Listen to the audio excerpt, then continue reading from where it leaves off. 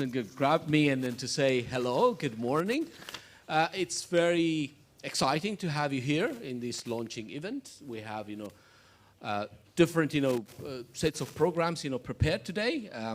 Carsten and his colleague will be facilitating, but I'm just taking this opportunity to welcome you to this event, and I will hand over to Carsten to take us through the program. Thank you very much, Carsten. Over to you. Thank you very much, Senebe. As well from my part, a warm welcome to all of you. My name is Carsten. I'm coming from Switzerland. I used to work a lot for the Swiss corporation. For that reason, I might be sometimes not very well understand that I'm today working for the Swedish corporation. Warm welcome to the RECONOMY launching event. The launching event is a continuation of a learning event with the RECONOMY team, which took place already on Monday and Tuesday.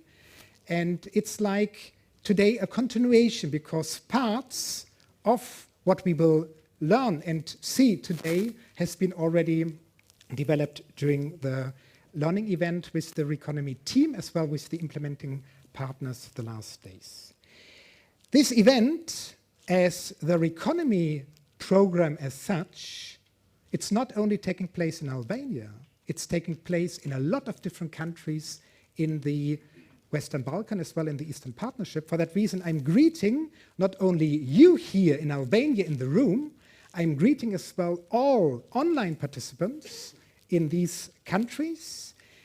And I'm now handing to my colleague, Sophie, who is sitting there in this translation cabin, as she is managing the online surrounding with those people who are being here attached to this meeting by Zoom and by YouTube streaming.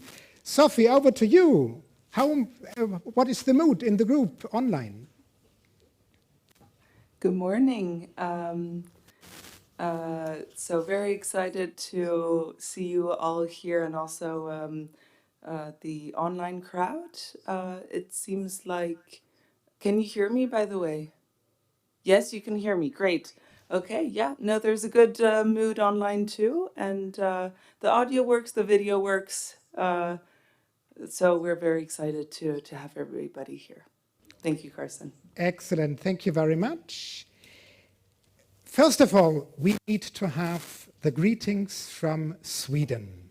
Before we are doing whatsoever, I want to invite Elsa here to our podium in order to make the greetings from the Swedish government.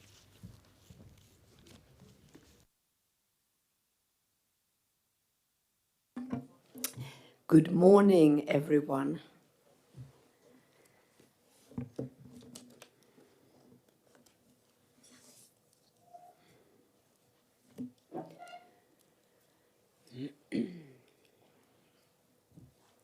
It's quite amazing to have you all here in Albania, It's fantastic to see you, and I'm so proud.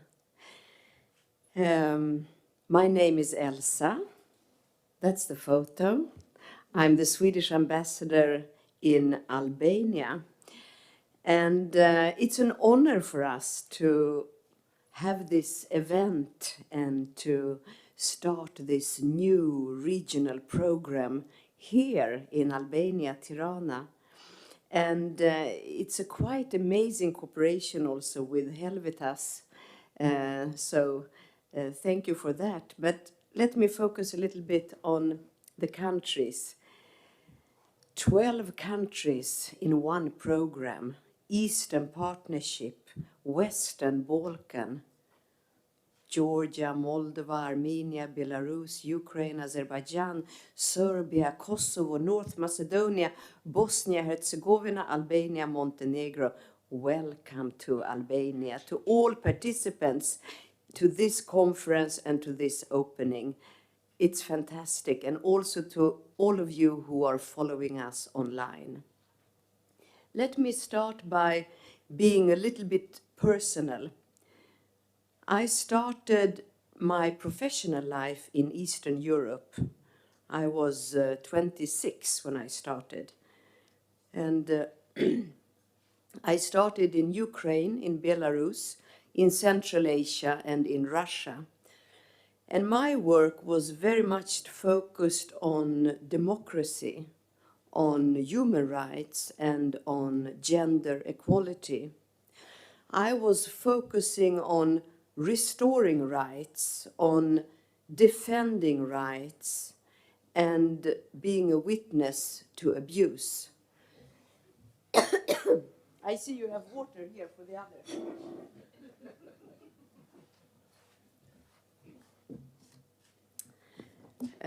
Sorry. You will help me, thank you. So my work was focused on rights, defending rights, being a witness to abuse of human rights. And when I was meeting with all these people, and when I was talking to all these people, young women, young people, whose rights were being violated, we always came back to dignity. We always came back to security. We always came back to being able to survive, or for the young women to have a job, an income in order to be equal. And this program that we're launching today is also about that. It's about dignity, it is about rights, and it is about equality. As a former colleague from SIDA, heading the Eastern Europe and Western Balkan department, I understand that this is a huge undertaking and a fantastic achievement for my SIDA colleagues. A lot of efforts, a lot of resources has been invested in tailoring such an impressive, important program for the two regions. And of course, I'm very, very proud that we also do this in cooperation with Helvetas. And I understand it's been an intensive 2 years and inception phases, but the partners together, you have analyzed, learned a lot, and now we're finally here. And you know exactly what you want to achieve and how to shape the actions for actually improving opportunities for women and youth to actually make a difference. So yes, this is very important for the 12 countries where the program will be operating, but it's also important for Sweden. And I'm saying this representing the Swedish government because this is a reflection of our Swedish ambition for the region, for both Eastern Partnership countries and the Western Balkans. Let me say a word about transformation and transition. Albania, together with Western Balkans, the other countries, Eastern European, together you are on a transformation and transition path. And Sweden really wants to support that smooth and fair transition towards something that is a climate neutral economy, that actually improves the quality of life, that actually creates better condition for democratic and inclusive development. And we don't want to leave anyone behind. The EU integration agenda, as you know, remains our #1 objective for what Sweden is doing in Western Balkans and now also for some countries in Eastern Europe. So where do we start? Our starting point of doing development is always from the poor person's perspective. What kind of poverty do we face and why? So of course, depending on the lenses that you have and the angles of looking into poverty, we see different things. It could be from a Roma and Egyptian perspective that we work with so much here in Albania. It could be from the perspective of the unskilled and the unemployed young people. Or it could be from the perspective of the women in the rural areas that I meet so often when I travel around in this country. But it could also be from the perspective of the educated young people and the women that can't find themselves in a good place in the labor market, and some of them are leaving. So after making that poverty analysis, our next question will be, how can we create dignity? How can we create dignity for people, and how can we address poverty? We believe that this program will be a flagship example of how to work in different ways with different groups, being innovative and inclusive. Because it aims to target and empower the most disadvantaged and create income opportunities by promoting green and sustainable business models. We believe that by working together with the public, the private sector, and the civil society in different interventions, it will generate a large-scale impact and potentially and hopefully mobilize more resources for a sustainable growth. We believe that by tackling some of the constraints in the enabling environment, like in the labor market, this will contribute to EU integration process. And that, as all of us know, will be another driver for a sustainable development. So, coming to my end, I want to say that the year of 2022 marked a celebration year for Albania, North Macedonia. Perhaps not all of you here knows, but this was the year when Albania and North Macedonia finally could start the real EU negotiations after 20 years of preparation, 20 years of waiting. The EU integration process in Western Balkans is definitely filled with a lot of challenges, and it is for countries in Eastern Europe as well, aspiring for an EU membership. But this program will help, and on a very concrete level, it is for the private sector to find ways to be innovative, competitive, sustainable, and that will help the countries, all of you sitting here, to enter into the European markets and to the requirements that we have in the European markets and requirements, and that will also step up the international value chain. But in the end, it is about dignity, and it is about rights, and it is about equality. Thank you.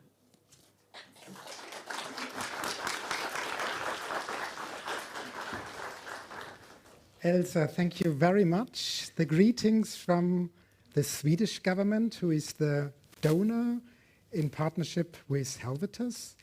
In order to go one level deeper, I am inviting Anne-Charlotte in order to as well provide the greetings from the agency who is developing or partnering together with Helvetus for RECONOMY. Thank you. I will serve you. Yeah. Perfect, thank you very much. I am really happy to be here at this launch of the RECONOMY program. My name is Anne-Charlotte Malm, and I'm working for the SIDA, for the Swedish International Development Cooperation Agency, and I have been working there for many years. But the past 6 months, I have been working with RECONOMY, and this has been really, really something. It's enjoyable, but it's also very, very complicated, and I have learned so much during these 6 months, and I'm looking forward to learn more. So I represent SIDA, which is the Swedish governmental agency with the purpose of implementing the objective of the Swedish International Development Cooperation. And this objective is to create conditions for improving the lives of people living in poverty and under oppression. So poverty has significant negative effects on both individuals and societies. And one is, for example, reduced economic growth. Poverty limits economic growth and people living in poverty, they have limited purchasing power and may not be able to contribute so much to the economy. And their children do not have the same opportunities as the non-poor children. So reducing poverty is therefore logic, but also a matter of equality and human rights. Increased equality will also strengthen stability and reduce the risks for conflicts. To understand who is poor and why, CEDA uses what we call the multi-dimensional poverty analysis, in short MDPA. And this analysis looks at poverty from different angles. For example, who has the resources, who has the opportunities, who has the power and voice, and who has human security. The market system analysis, the MSD in short, which RECONOMY is based on, is a complement to the MDPA for understanding how market system can work better for people living in poverty. So the MSD approach zooms in on particular market systems that affect people living in poverty as producers, consumers, and employees. People living in poverty depends on markets for income and for purchase of goods and services. But often these markets for jobs, staple foods, essential services, and inputs for production does not work in the way that meets their needs. And women and children are more likely to be living in poverty than men. And this is partly because women tend to be unemployed, working low-paid jobs, but also because they take on caregiving responsibility and household works.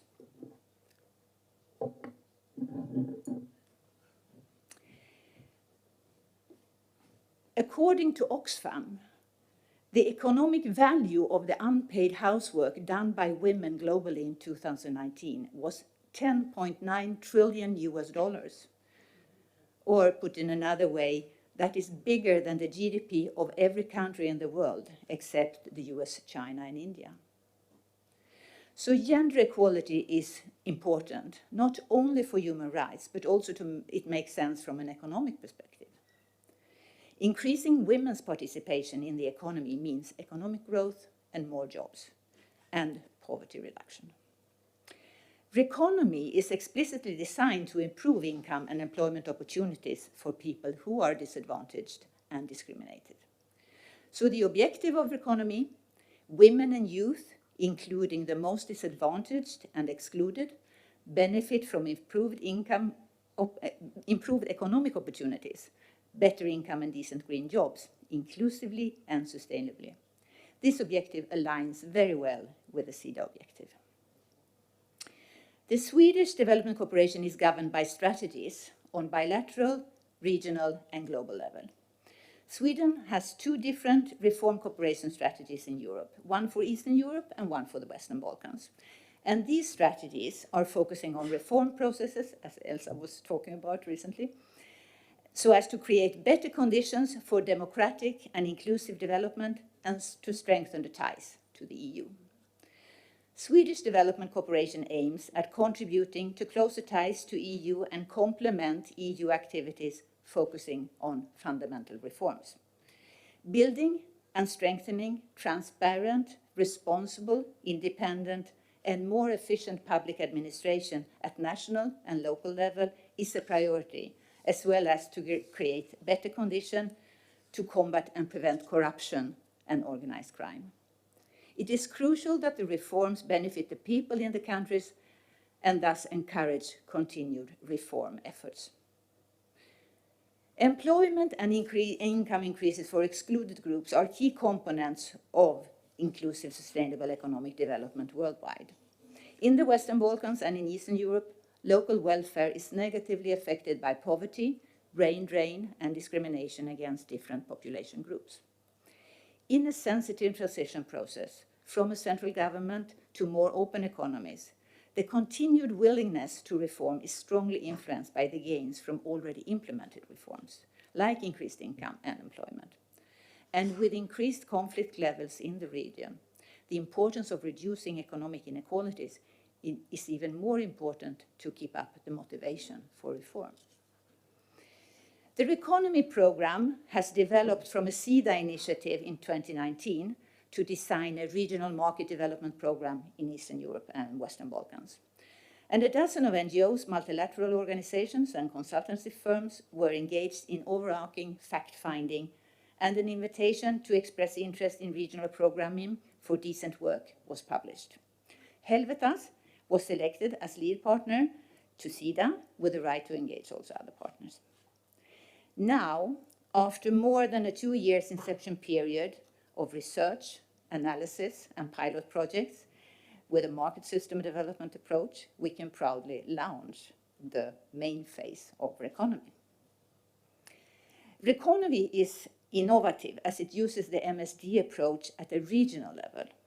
Often the markets in an MSD approach are limited by national borders, but especially in the Eastern Partnerships and in the Western Balkans, this is rarely the case in reality. And the Swedish strategy underlines the importance of better conditions for free, fair, sustainable, and inclusive trade, and of integrating the partner countries' economies in regional and international value chains and markets, including the EU's. RECONOMY has a well-developed way of exploiting the regional opportunities for development and is now investigating how to capture and measure results on a regional level across country borders. To reach the goals in our strategies, SIDA collaborates with many different actors in society, like public, private NGOs, academia. In RECONOMY, the private sector is one of the most important groups of stakeholders for the project to work with. And from SIDA's point of view, collaboration with the private sector is really important to promote sustainable development. Development cooperation is a small part of the development going on in the world. Private sector companies have financial resources that can be used to promote economic growth, job creation, and poverty reduction. Private sector companies also often have specialized knowledge and expertise in areas such as technology, logistics, and marketing that is valuable in achieving development goals. Collaboration between, for example, the industry and training schools can result in people with an education that better respond to the market demand. And in addition, private sector organizations may be more agile and innovative than the public sector entities, which can help drive progress and find new solutions. RECONOMY seeks to stimulate and improve the competitiveness of the private sector, as well as support the private sector to become more inclusive and sustainable in creating economic opportunities. In a market economy, jobs are mainly created in the private sector, and development of small and medium enterprises and that is important to create more employment. But it's also important to collaborate and coordinate with all stakeholders in the region to increase productivity, improve the decision-making, and strengthen relationships, and especially also to avoid overlapping with other initiatives. The task is huge, and the challenges many. However, so are the opportunities. I believe RECONOMY has the potential to make a real impact in the regions in terms of advancing the reform agenda and contribute to a more inclusive and green economic development. I look very much forward to continue to following RECONOMY in the coming years, and I wish us all good luck in the implementation.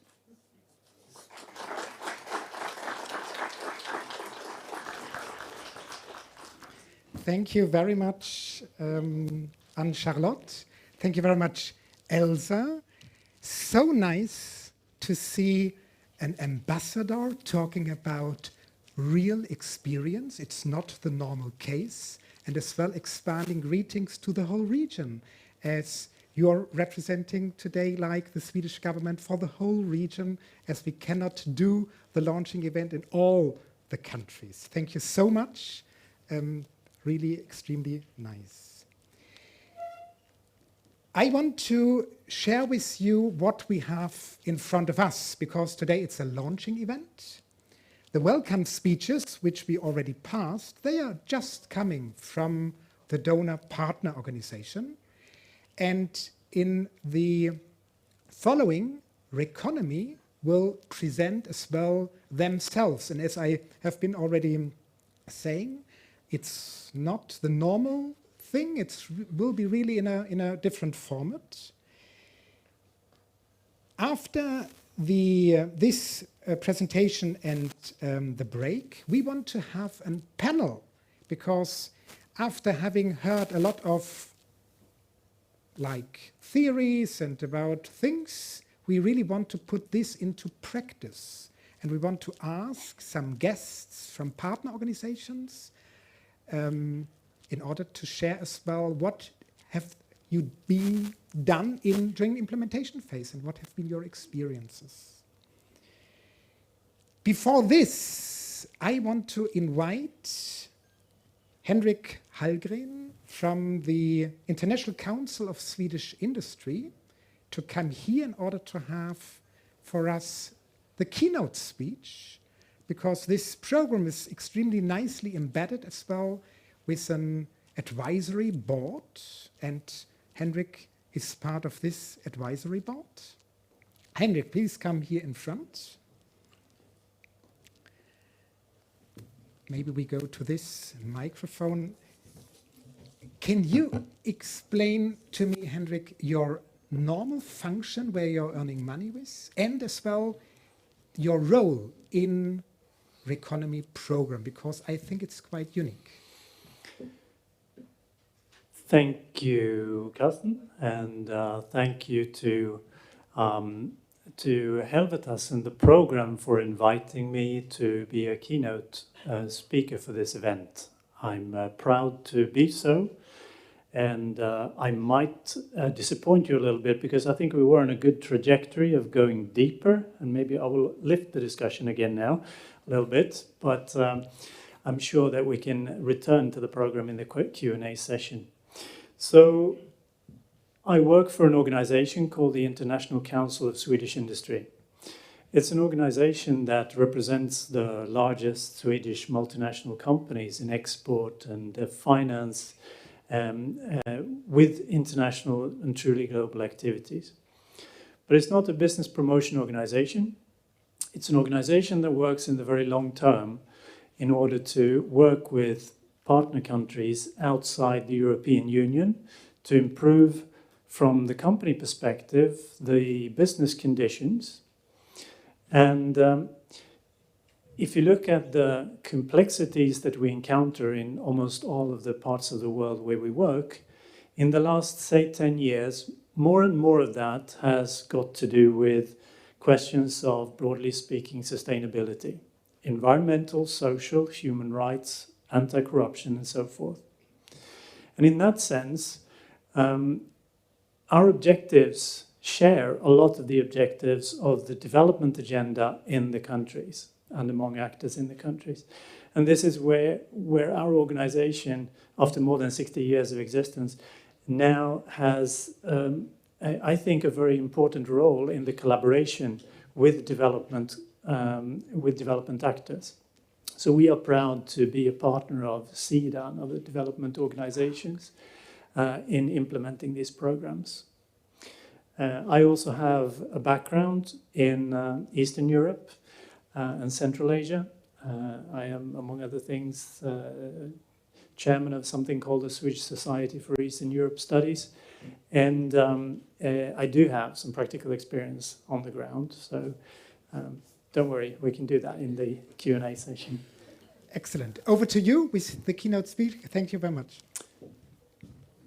Thank you. And first of all, let me just say, I already said I'm grateful to the organizers, but I would also like to paraphrase Ambassador Elsa here to say that it's amazing to be here in Albania.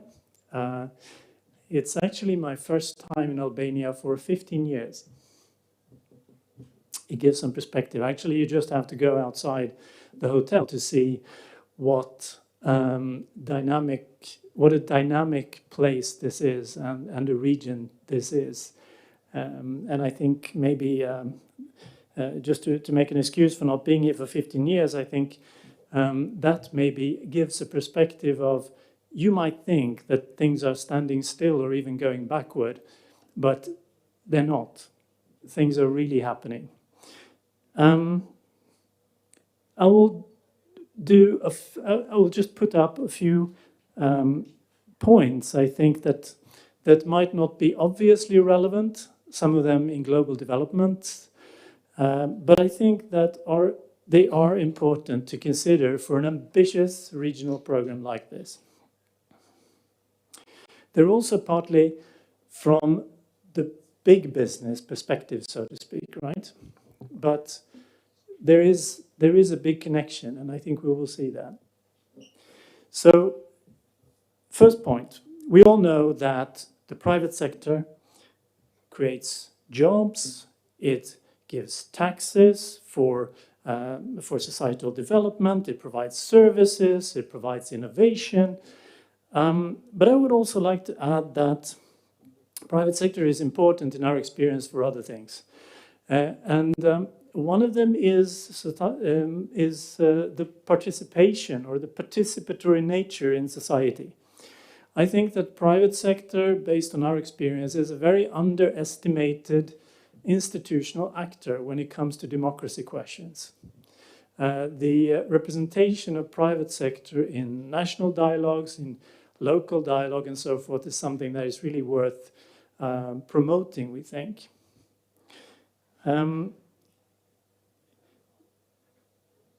It's also clear, I think, after the events of the last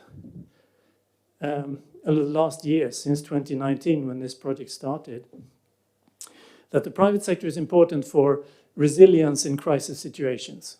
And I think we should not forget this potential. I'm constantly surprised why people coming from an embassy or a development organization only talk about private sector as providing jobs.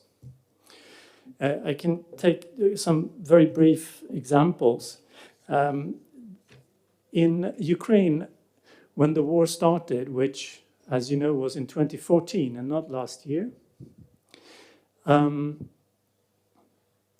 the internal displacement that took place very rapidly from Donetsk Oblast onto areas such as Kharkiv to the north, which was not occupied, you got 300,000 people coming in a few days to a region which had not seen civil society, did not have a government presence, did not have any sort of history of recent change in their economy, for example.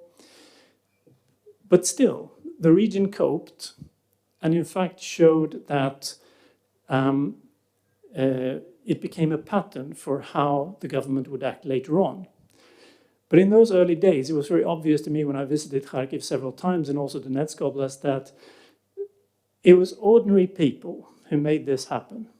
Private initiative. But it was also private sector and especially small and medium-sized enterprises because they had the resources to actually provide a shelter over people's heads and things like that. So it's a really important thing. And I think also after the conflict continued, the knowledge of the private sector is hugely important. I'm talking about our member companies, for example, in the transport sector. If you have a truck company with customers everywhere across the country, and you have service centers partly lost due to occupation, you know every road, you know every area which is accessible and not accessible, what the issues are. And I think that's something that the development community would later on use to a large extent when they came in. And we're seeing exactly the same thing today. Ukraine has a functioning economy. And one of the things that does function is logistics. And it's the private sector that does this and makes it happen. And also, small private sector, if you look at the conflict in 2014, especially women traders were the only people who were crossing the conflict line at the risk of their lives, but they were the only ones who could credibly cross the line to do some small trading, to feed the families, to get the pensions and so forth. So, I mean, I think we should have a broader perspective on the private sector. So we can take the next, please. Okay, so if a program starts in 2019 and we look at what's happened since, I think, okay, so we're at number 2, I think. But anyway, we've got the pandemic. We've got an inflation crisis, and we've got kind of the pandemic and the inflation are parts of a pattern that increases vulnerability among the most vulnerable. So that is one trend that has been going on since 2019. We've got migration, which has different effects because it provides livelihoods and it provides shelter to those people who flee. But of course, it also puts a lot of pressure on societies that are receiving them, and in so also increases vulnerability. We have a completely different securitization of economy, and I think government spending in Ukraine might be something around half the budget going to military expenses, but also in the rest of Europe, we're seeing that this is definitely a trend. We also see that for the private sector, the risk has increased enormously. It's no longer possible to have a credit guarantee to invest in Ukraine. So how do you do that as a private company? This is one of the major issues that have to be resolved, hopefully before the reconstruction effort starts in Ukraine.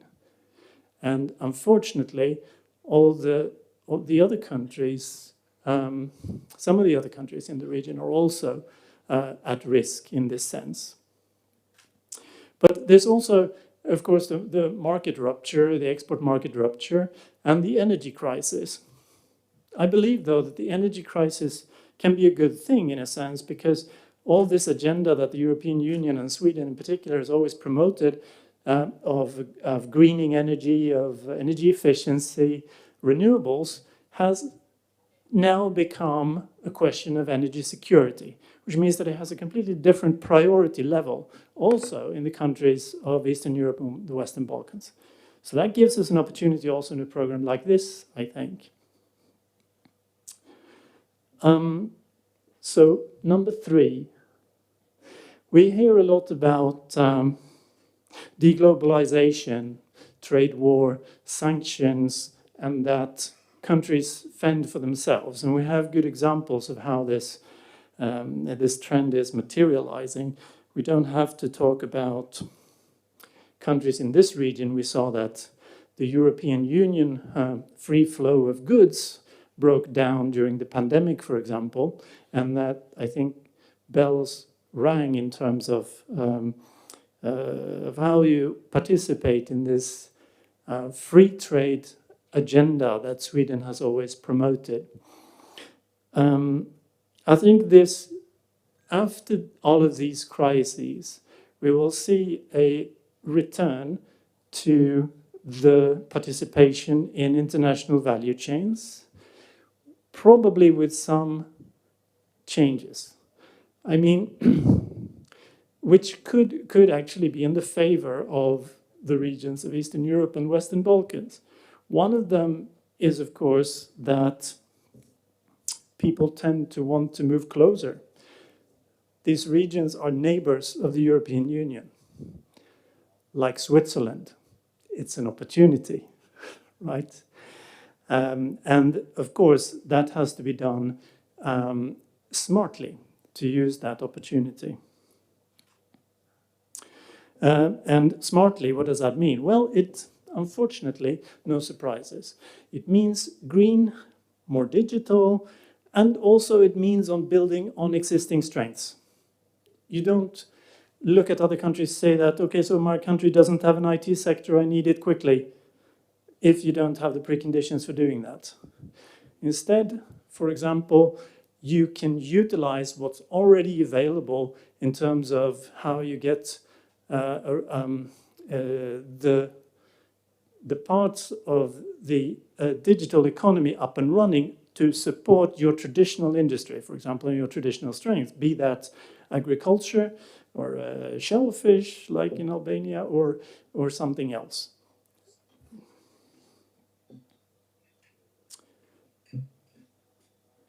trying to check the time here. I don't want to.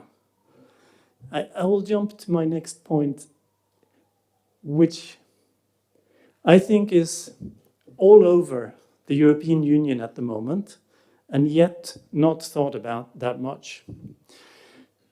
The future from the perspective of our member companies and from the legislators in Brussels looks greener and juster still. That is the good news. There's binding legislation on the way for the human rights or the corporate sustainability due diligence directive, as they call it. And there are also other regulations coming up, like the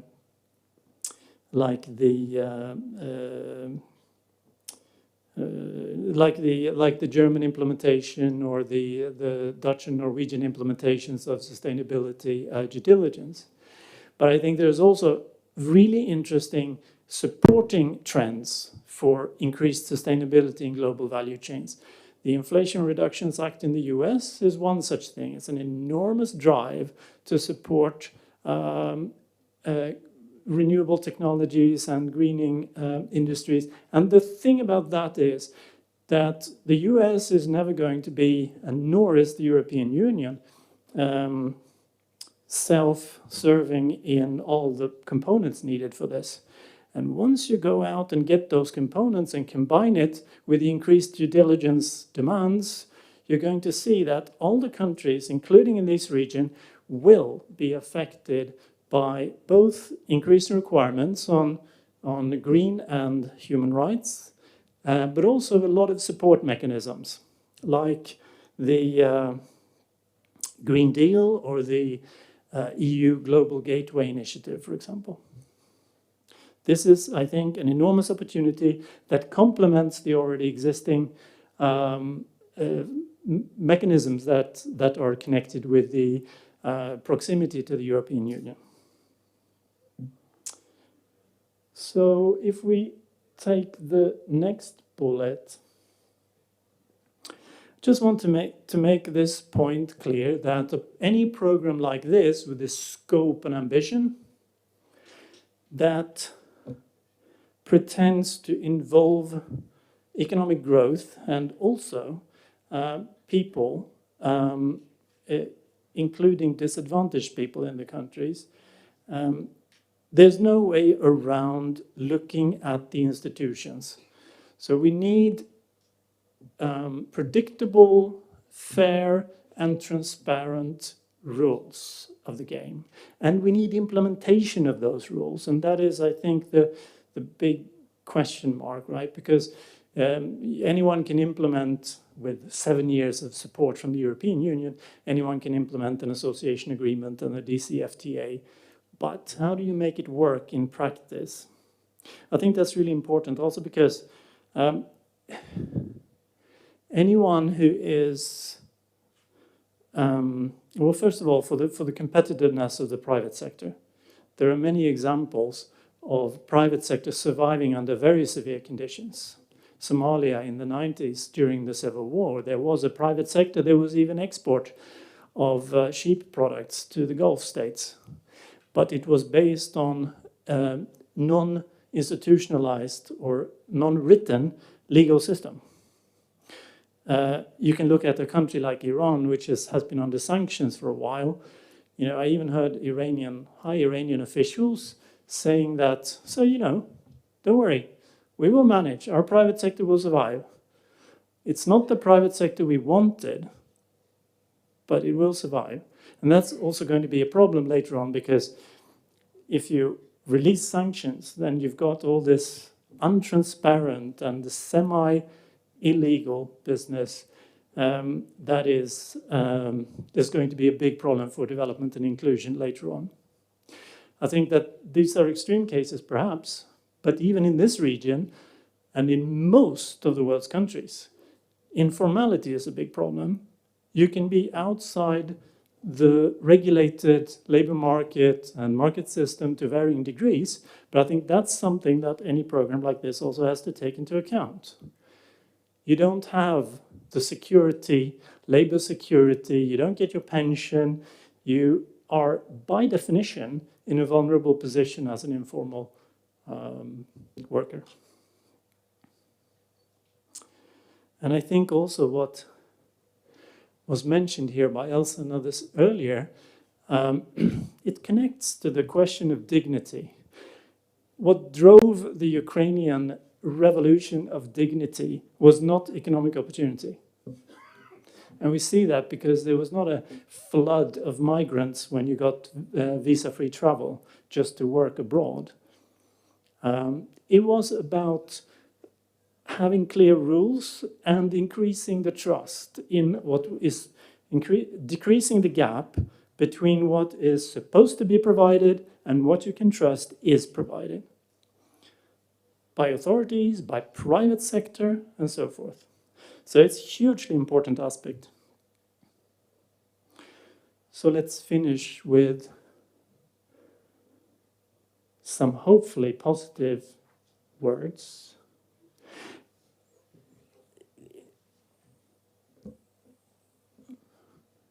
The time since 2019 has been unprecedented. You can compare with 1991 in terms of the upheaval in the region, but I think even that comparison pales in comparison with the pandemic, with the protest and repression in Belarus, with the war that we who were in the know were expecting in the South Caucasus, and the full-scale invasion of Ukraine, the energy crisis, trade wars, inflation crisis. It is an exceptional situation, but it will pass. And I think that Western Balkans and Eastern Europe are very well positioned, in fact, to grab the opportunity post this crisis. The IMF, trust them or not, have been looking at the Central and East European countries that joined the European Union a couple of years ago. And they are 6 of the 18 countries that have been a success story. Only 18 countries in the world since World War II. And they are the only countries that have been a true economic and inclusive economic success story in the last decades. Of course, a lot of that had to do with the European Union, but I think not in as obvious ways as you got membership, therefore things got better, right? The most important thing, in my view, is the institutional change that has taken place. Okay, there's a lot of talk about how the government in Hungary or Poland are acting, but the fundamental institutional change that has happened in the countries of Central Europe is the basis for all the investments from Taiwan to Germany that have happened in these countries. There's also the access to market. We mentioned, Switzerland. Let's see what happens to Britain, but it's not actually a neighbor of the European Union. So, well, it is, I guess, through the Irish Sea or through the, I don't know exactly how that border goes. Anyway,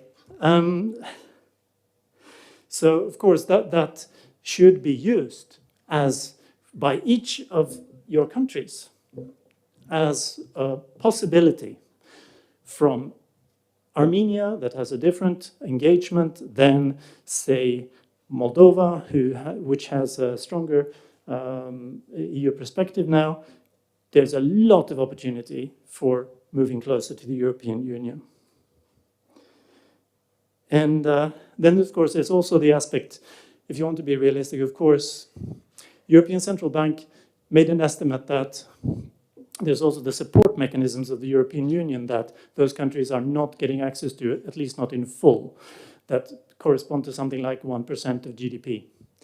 But I don't think that this is a perspective anymore for any more countries joining the European Union. That type of direct support mechanism is a thing of the past, or the present and the past. But the opportunities are huge, and as long as you comply with the European Union rules, including on sustainability, then you can basically trade with anywhere. So with that, I think I will stop, and please ask some questions, because that's always the most interesting part. Thank you so much.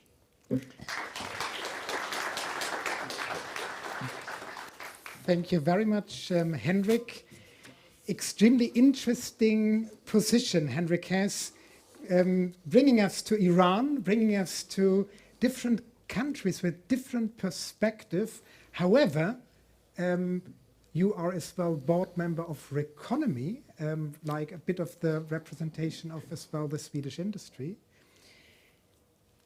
As Henrik said, we will start a short question and answer session. I want to ask you already to think about a good question. Here's the expert. As well to the online world, you are very pleased as well to ask questions in the chat. That will be the next person I will ask, Sophie, in order to bring the questions from the online community. And last but not least, I want to ask here in the plenary. One question to you, Henrik. RECONOMY is a regional program, even bridging two regions, like the Western Balkan, like the Eastern Partnership region. Is it interesting for Swedish industry to invest in these regions, and why so? And how to mitigate those things you have been presenting to us? Over to you. Thank you. That's a great question that I partly want to bounce back. A company doesn't invest in a region. A company invests in a very concrete location where you have a permit from a local authority, which is accepted by a national authority. And then the region comes in as a potential for using that as a base, for example, for consumer markets in the region, and then you get a dependency on how well you trade across borders and things like that. So that is how the mechanism works. I mean, you can imagine if the Western Balkans were an EU, it would be an interesting region because you would combine the population, you would combine the diversified industry, agriculture, tourism potential, and you would have a good answer. Now, the question is more complex, and I think it speaks for itself that to most Swedish companies, Ukraine is still today the most interesting market of the region, by virtue of its size, of its diversified industry, and its future potential, so to speak.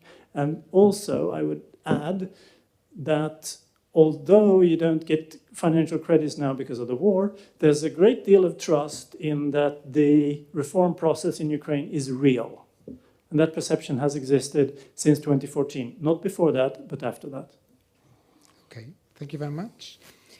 Sophie, in the back, what is the online community doing? Are there some questions, or what is the situation? Over to you. So yes, we do have a question, and so the private sector and green economy can sort of be seen a little bit as a contradiction. Henrik, you as a private sector representative, what is the interest for the private sector to emphasize on the green economy? Why are you pushing this green aspect? It's actually an easy one from my point of view, representing the Swedish industry players, because I've seen how their attitude has developed towards, for example, this new legislation on stricter environmental and social requirements. In the beginning, most of them were hesitating because they didn't know what it would end up with. One or two were proactively for it because they know that their competitiveness increases the greener a market is, right? That is the simple answer, and it goes everywhere where I go around the world, from Latin America, where I spend a lot of time now, to Asia. if you can send your low carbon products to a high price because, for example, government procurement rules include strict environmental requirements, you have a competitive advantage. So this is really, I think, considered a survival issue for the Swedish companies in the global context. Interesting. Thank you very much. Who has a question? Who can I?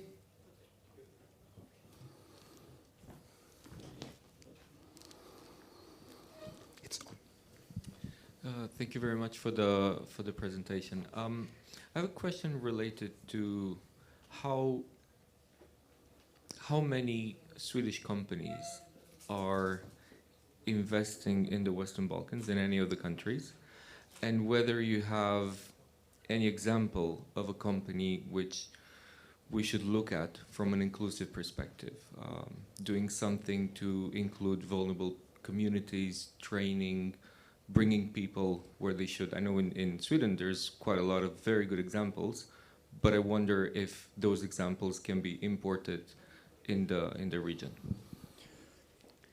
I will take another question. Thank you. Thank you for the presentation. It was very good, and I think it's always interesting and useful to hear the private sector perspective, especially when you work in the development. I am Ermelinda Jaya from the Swedish Embassy in Tirana. It is very useful to hear from you, representative of the private sector, for what is coming up about this green and human rights regulations in the EU.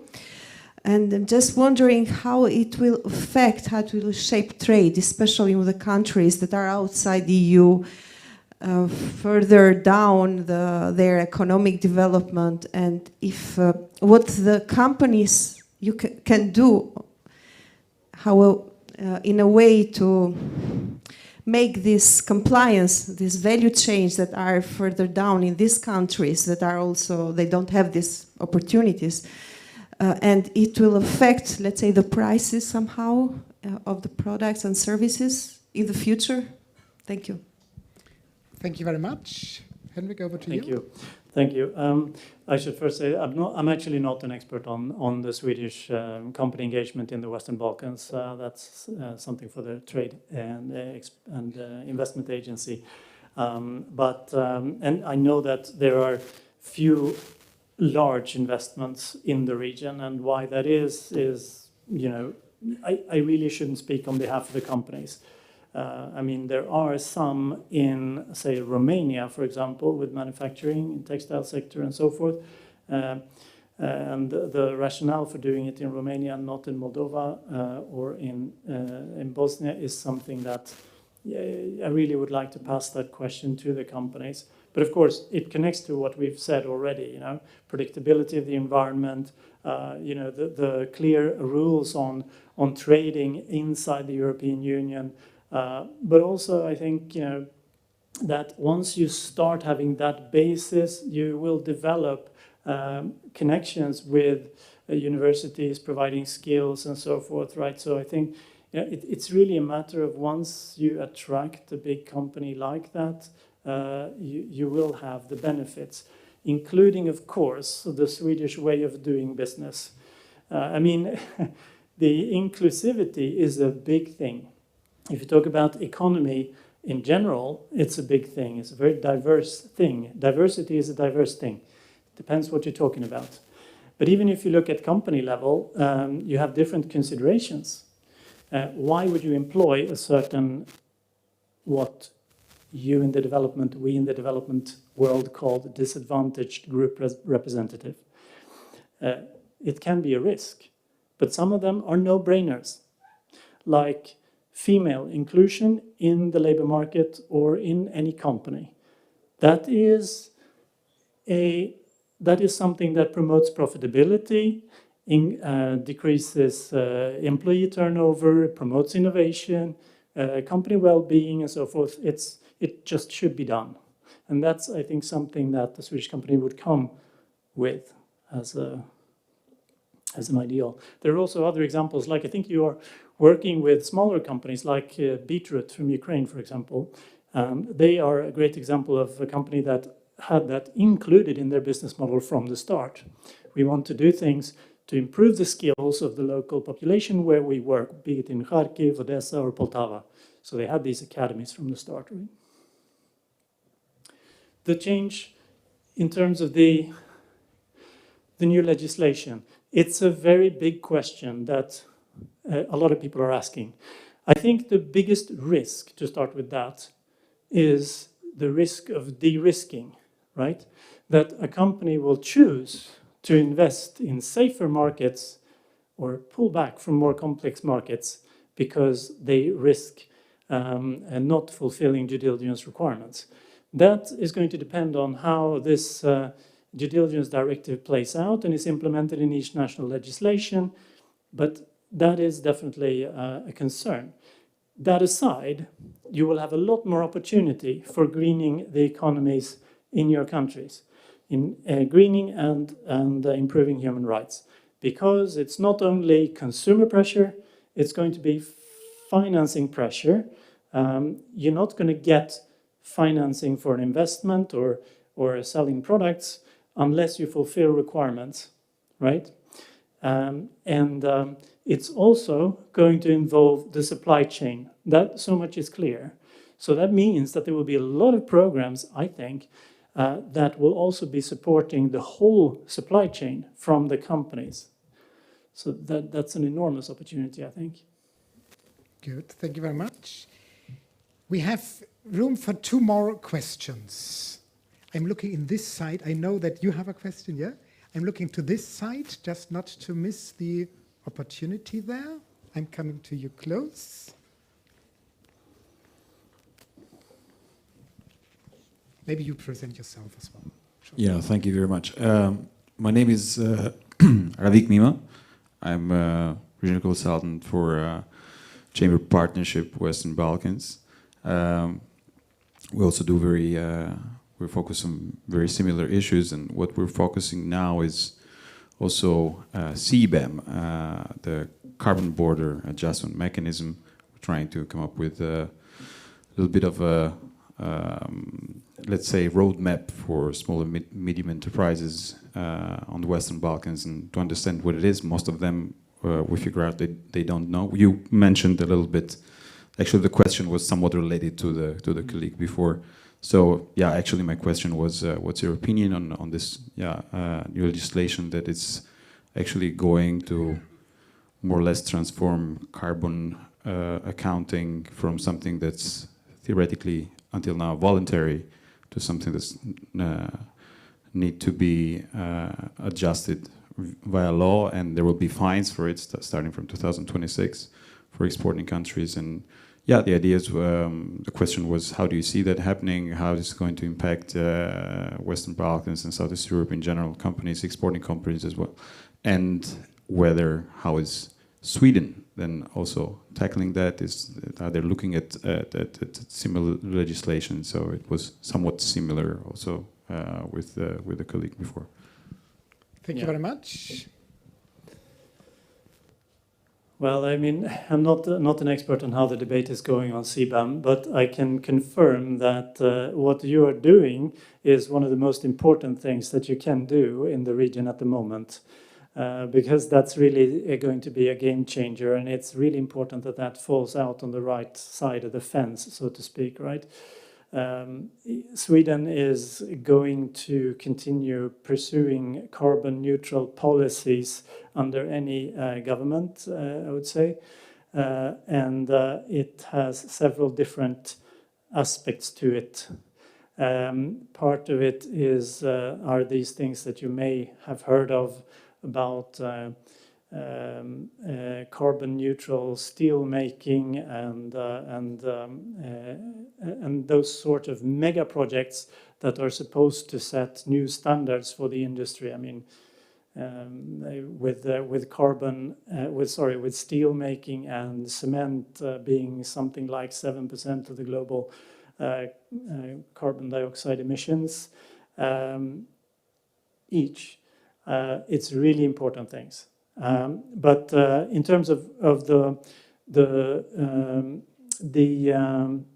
support to implementing partnership with Eastern Europe, I know that there is a discussion in the National Board of Trade, for example, that they have a new mandate to look at this region specifically to support, to provide support mechanisms for these countries in order to fulfill the EU requirements and the internationally accepted guidelines and standards, because that's what Sweden is going to adhere to in any scenario.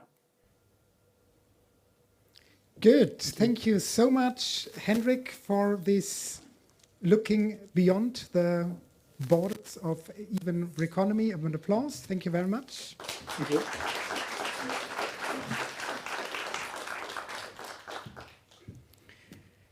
Yeah, I need to activate you. For that reason, may I ask you to stand up?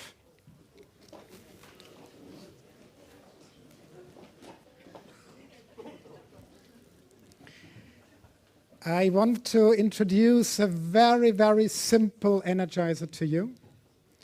And I'm now drawing a circle with my finger in front of me. And I ask you to do the same.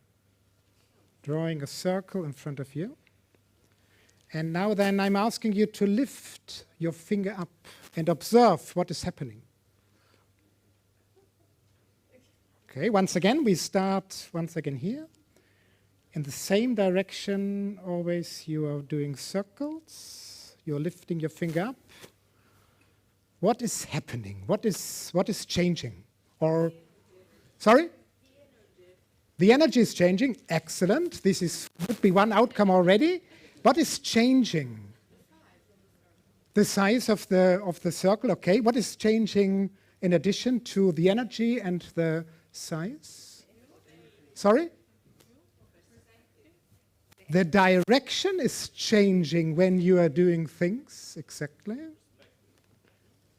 And this is so important as well for us, being citizens as well, people working in the development industry, that sometimes we like to see that perspectives are changing, although we are doing the same things. Because this is not changing, it's our perspective which is changing. Thank you very much.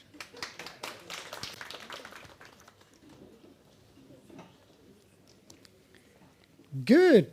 I'm now coming to something very special, because this is what has been developed during the last 1.5 days.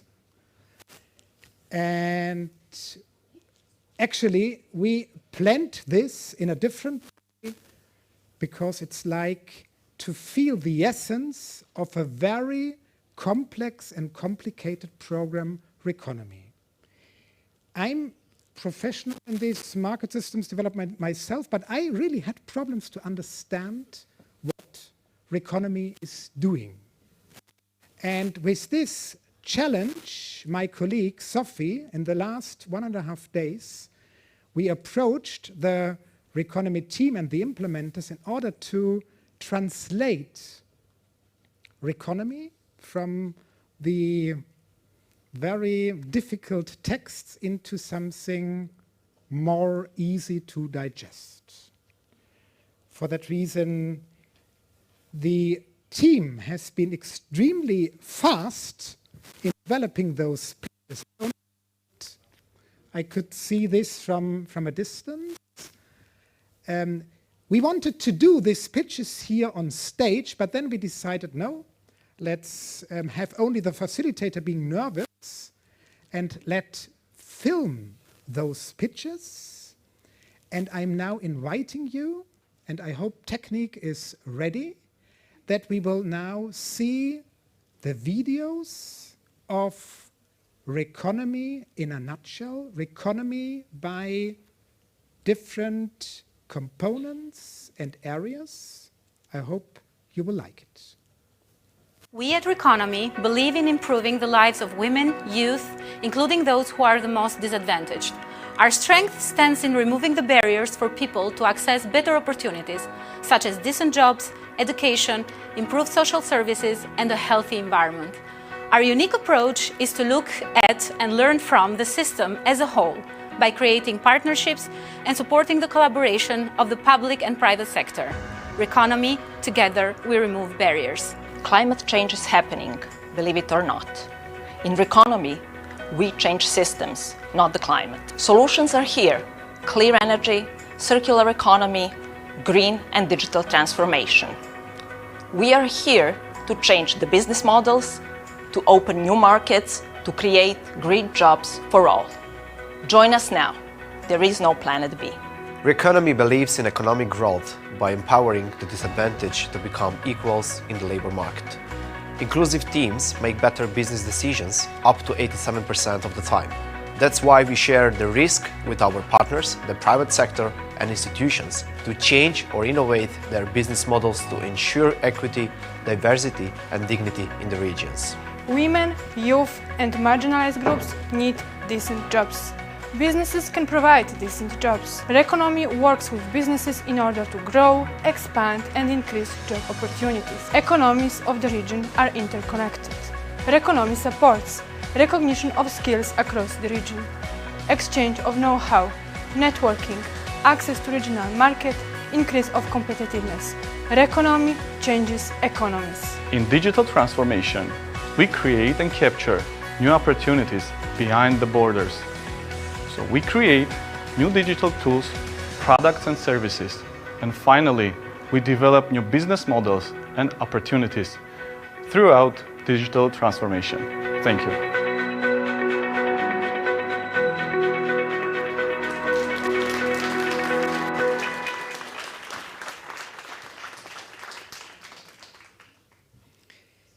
Yeah, I mean, we should see it once again, maybe, because it's so dense and rich in very easy, for me at least, understandable information. Really a huge appreciation of the team who prepared this in record time yesterday. I mean, you saved a lot of time for us. Thank you very much. I'm asking Elene to come please on the stage.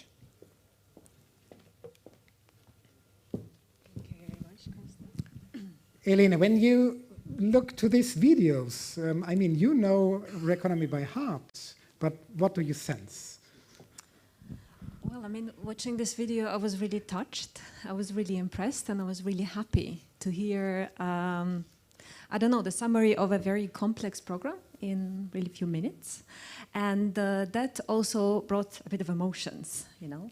And when I was coming up here, I was thinking, how shall I start? And probably the most, I don't know, logical and timely would be on the behalf of the whole RECONOMY team, first of all, to convey our appreciation and big thank you to the Swedish government for trusting Helvetas RECONOMY team, such a complex, ambitious, but very exciting and rewarding program.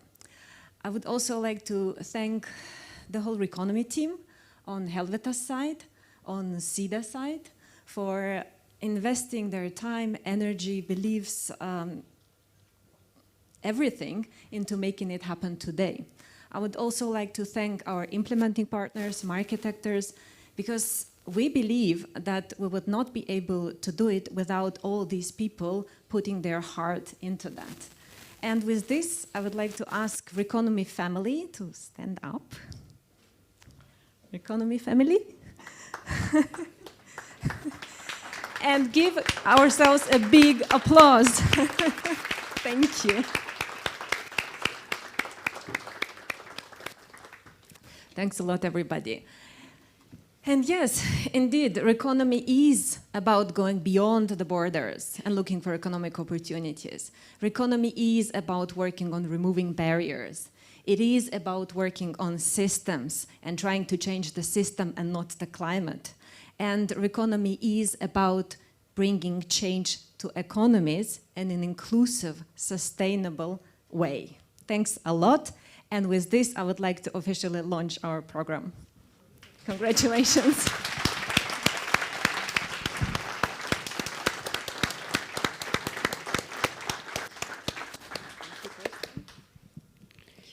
Good. Thank you very much, Elena, on behalf of the program to officially launch the program.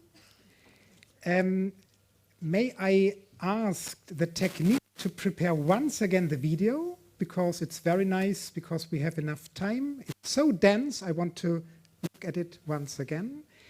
After the video, we deserve a break. And the break will be until 11:20. As well, for all who are joining online, please sympathize with us that here in Tirana, Albania, people want to chat, people want to network over a cup of coffee. Please do the same in your breakout rooms. Sorry, we know it's not the same, but let's not limit here the networking capacity of all the stakeholders here being in the room. For that reason, first, once again, as a repetition, the video, and after that, we will have like half an hour break till 11:20. Okay, very much. We at RECONOMY believe in improving the lives of women, youth, including those who are the most disadvantaged.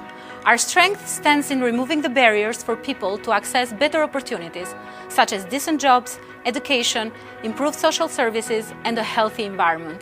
Our unique approach is to look at and learn from the system as a whole by creating partnerships and supporting the collaboration of the public and private sector. RECONOMY, together we remove barriers. Climate change is happening, believe it or not. In RECONOMY, we change systems, not the climate. Solutions are here: clear energy, circular economy, green and digital transformation. We are here to change the business models, to open new markets, to create green jobs for all. Join us now. There is no planet B. RECONOMY believes in economic growth by empowering the disadvantaged to become equals in the labor market. Inclusive teams make better business decisions up to 87% of the time. That's why we share the risk with our partners, the private sector and institutions, to change or innovate their business models to ensure equity, diversity and dignity in the regions. Women, youth and marginalized groups need decent jobs.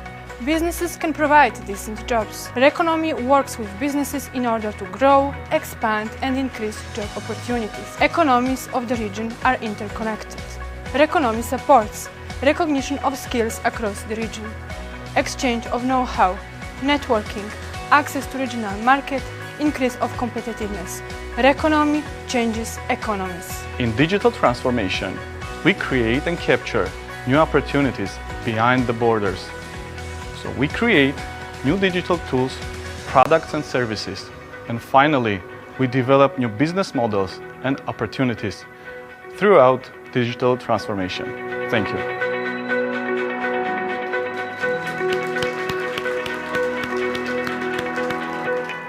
Coffee is served. Enjoy the break.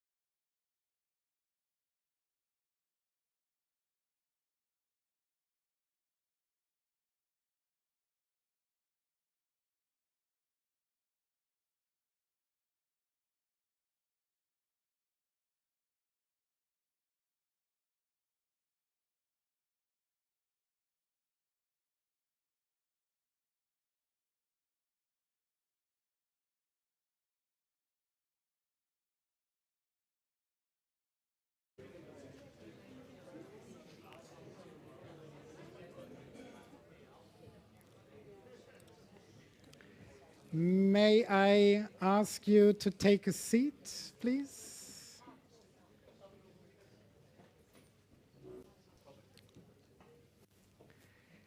Yeah, it was said about innovation. It was said about digitalization as well, to some extent. This RECONOMY team is extremely innovative with putting a lot of things in a nutshell. And now we will have like a video explaining once again this complex and regional program RECONOMY in a 3 minutes video. Please, the technique.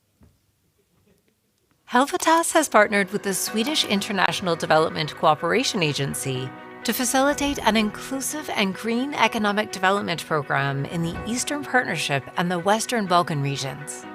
The name of the program, RECONOMY, stands for Starting Afresh, revitalizing the transitioning economies in the two regions. The 12 countries in the two regions include Albania, Armenia, Azerbaijan, Bosnia and Herzegovina, Georgia, Kosovo, Moldova, Montenegro, North Macedonia, Serbia, and Ukraine.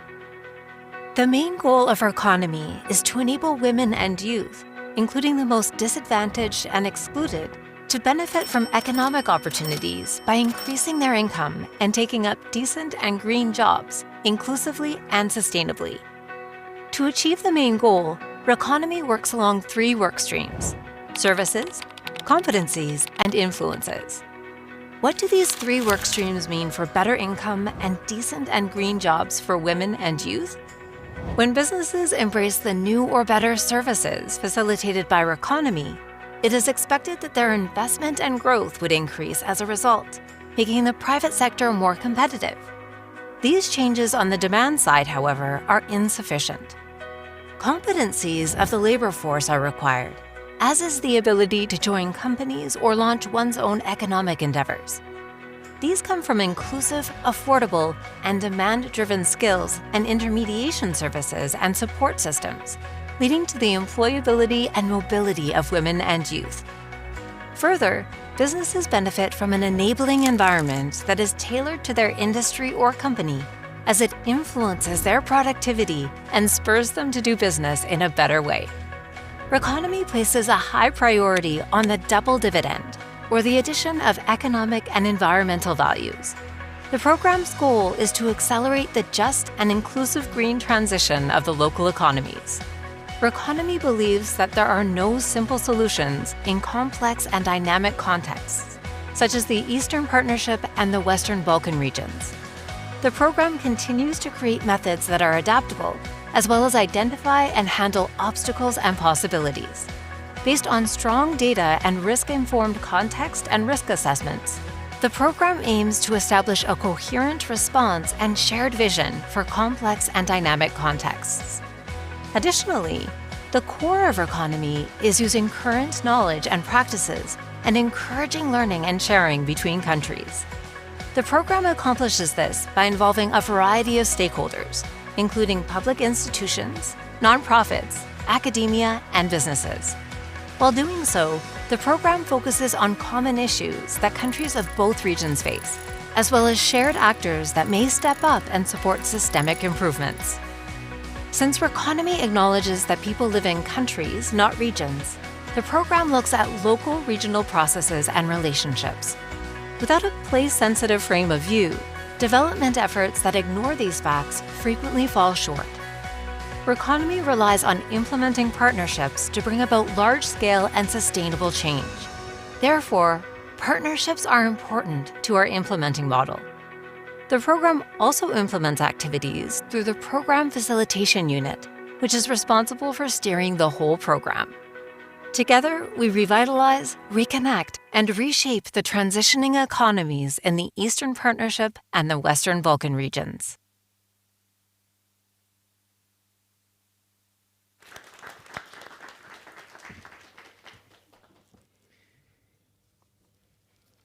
Yeah, it was mentioned a lot about partners and partnership in order to make this program useful and meaningful. And this is the reason why I'm now inviting some selected partners from the inception phase here on the panel in order to look back as well to the inception phase and as well to share some of the activities in practice, what Reconomy was doing in the last 2 years. Please, may I ask Anne-Charlotte, our first speaker or second speaker today, please come here on the panel with applause for sure. I'm inviting, please take a seat here, I'm inviting as well the Deputy Minister of Economy from the Republic of Armenia, Rafael Gevorgian. It's a great pleasure that you are here. I'm inviting Senebe Araguchi, the Program Manager of Reconomy. Petrica Dolgero, he's the chair of the board of one NGO. You will present yourself afterwards. And last but not least, Frosina. May I ask you to move there because I want to sit here. Exactly. No problem. Please, Frosina, come to the panel as well. I'm an easygoing facilitator. I don't want now to introduce everybody with all the PhD degrees and the universities. For that reason, I now want to open a panel that our distinguished guests are presenting once again themselves. But really, the topic of now is what means Reconomy in practice. That is the reason why we have once again Anne-Charlotte here in order to talk about the perspective of CEDA, like a partner to Helvetus. It's really great that a government partner is here, and not from Albania, he's coming from the Republic of Armenia, really great. We have, for sure, Reconomy's highest power sitting here, Senebe, and we have Petrica and Frosina like partners to Reconomy. And what I want to introduce is that you all are making a short 5 minutes presentation, and then we open up a bit of a discussion all together. The microphone, it's on, and you need to hand this then over. The same I will do over there. Anne-Charlotte, over to you. What means Reconomy in practice? Thank you very much. And let me start then by saying that the development in the EU neighborhood is of major importance for Sweden and for the EU. The Swedish reform cooperation with the countries of Eastern Europe and Western Balkans aims at supporting reform processes to create better conditions for a democratic and inclusive development and to strengthen the ties with the EU.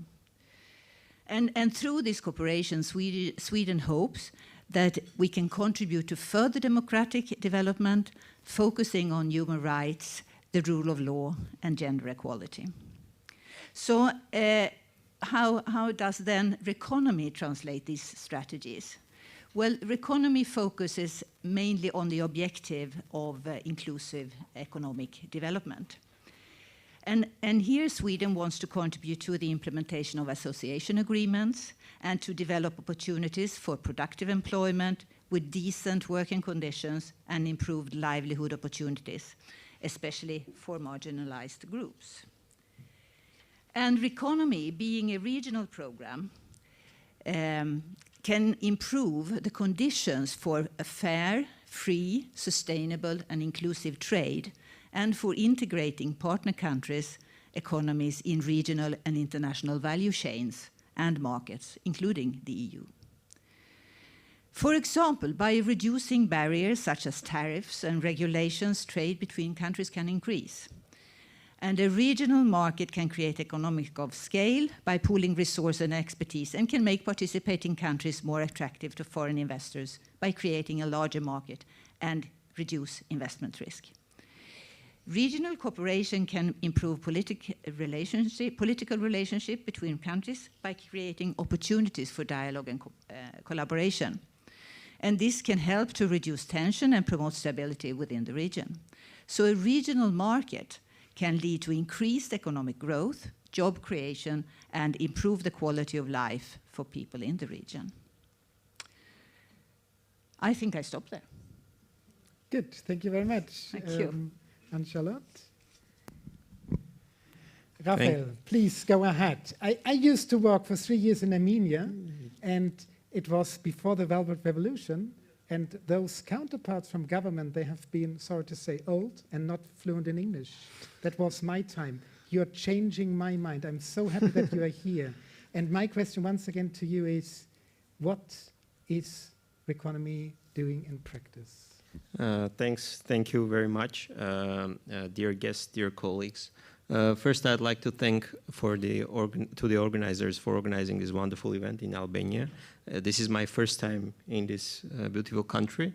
I hope not the last. And when it comes to cooperation with our international partners, with Sweden, with Helvetas, I'd like to express my appreciation for all the work that is being done on a regional level and in Armenia specifically, which fosters SME development, middle class development, and innovation, and trying to expose the potential that we have in the country. I think that's very important and useful. And when it comes to inclusivity, I'd like to say that as you mentioned, in 2018 we had these changes. We had Velvet Revolution, which brought a new government to a country with much larger focus on democratic and inclusive growth. And when we talk about inclusivity and democracy, we believe that the key cornerstone of that is also to have inclusive economic development in the country. And I personally believe that the changes that happened in Armenia were partly due to the inclusivity in the economic processes that preceded. We know that our IT sector since 2010 started growing in double digits, which formed this middle class. And if we watch earlier videos of our revolution, we can see that the leaders of that process were these middle class people who were financially stable enough to raise their voice and to start participating in the political processes. So for us, democracy is not something that we say, it's our strategy. And it's our strategy not just from economic perspective, it's our strategy for introducing peace and stability in our country and in the region as a whole. And in that sense, we greatly value the impact that our international partners are having in the region. During the last few years, you have seen probably that we have severe security issues in the region. It started in 2020 probably in our country, near our borders, but then it continued. So you saw last year escalations that happened in Ukraine and Russia border. So at the end, we can see that the world order is changing. And under the new shaping environment, we believe that active participation of our international partners in such regions to promote inclusive economic growth is key to promote the stability. Because we believe that the countries that are more democratic are usually not prone to escalations, because their power is coming from their people and there is no need for alternative sources of power or alternative things to look for. And we can clearly see it on our case. So your Swedish help, Swedish government help is greatly appreciated in that sense. We believe that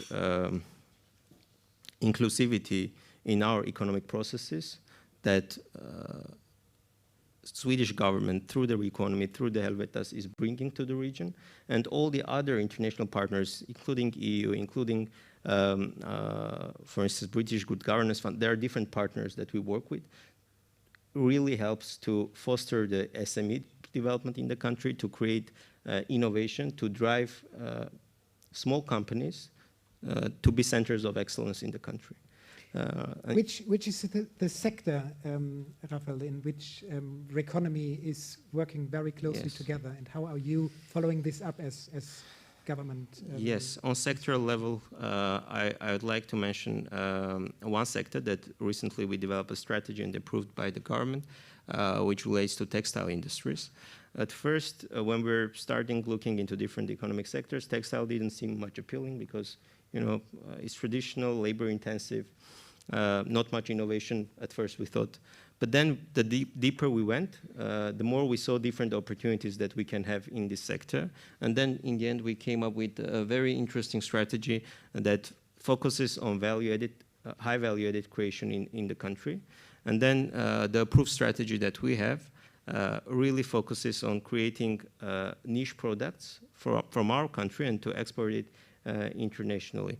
We believe that this strategy would create lots of jobs in Armenia, and it already does, especially when it comes to rural regions, when it comes to women inclusivity, women employment. This does tremendous work in our regions. Of course, IT and innovation, all of this is great, but not everybody can work in IT at the end of the day. So having this kind of jobs in rural regions, we believe is crucial for economic empowerment of women as well, because they start to enter into labor force, they start earning money, and this helps from social perspective and from economic perspective as well. And specifically the work that the RECONOMY project has done when they try to combine basically design and traditional production was great success. Recently we had our designers together with our producers present their new collections in Milan during a White show, and it was a huge success. Lots of orders, lots of impact. So these kind of projects really help to showcase what we are talking about, and it actually makes the work of Ministry of Economy so much easier when we go to the government, try to negotiate for new budget for certain new initiatives, then we have something to show for, and we say, here is the clear case how very small, relatively small investment made a large impact. So let's multiply this, let's create more of this. So in that sense, this is very helpful experience, and we believe that further cooperation, deeper cooperation on a larger scale can bring even more impact in our country. Excellent, thank you very much. May I ask the Armenian team to stand up that we see you, because here you have your deputy minister, but there is a lot of things ongoing. Thank you very much. And applause to the Deputy Minister as well, to the RECONOMY team and partners. Thank you very much. Partnership is so important, and specifically as well with government institutions. Seneb is saying this. What can you share with the audience about what means RECONOMY in practice? Over to you.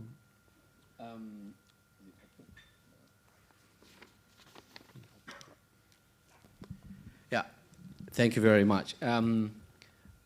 I would like to go back to January 2020. You know, we have Ellen here, Matthias are there, my colleague. We're discussing, you know, about RECONOMY, and we're just, you know, grappling with different ideas. And one of the key questions that I had was, what is a regional program? And we were looking around the globe, you know, Asia, Africa.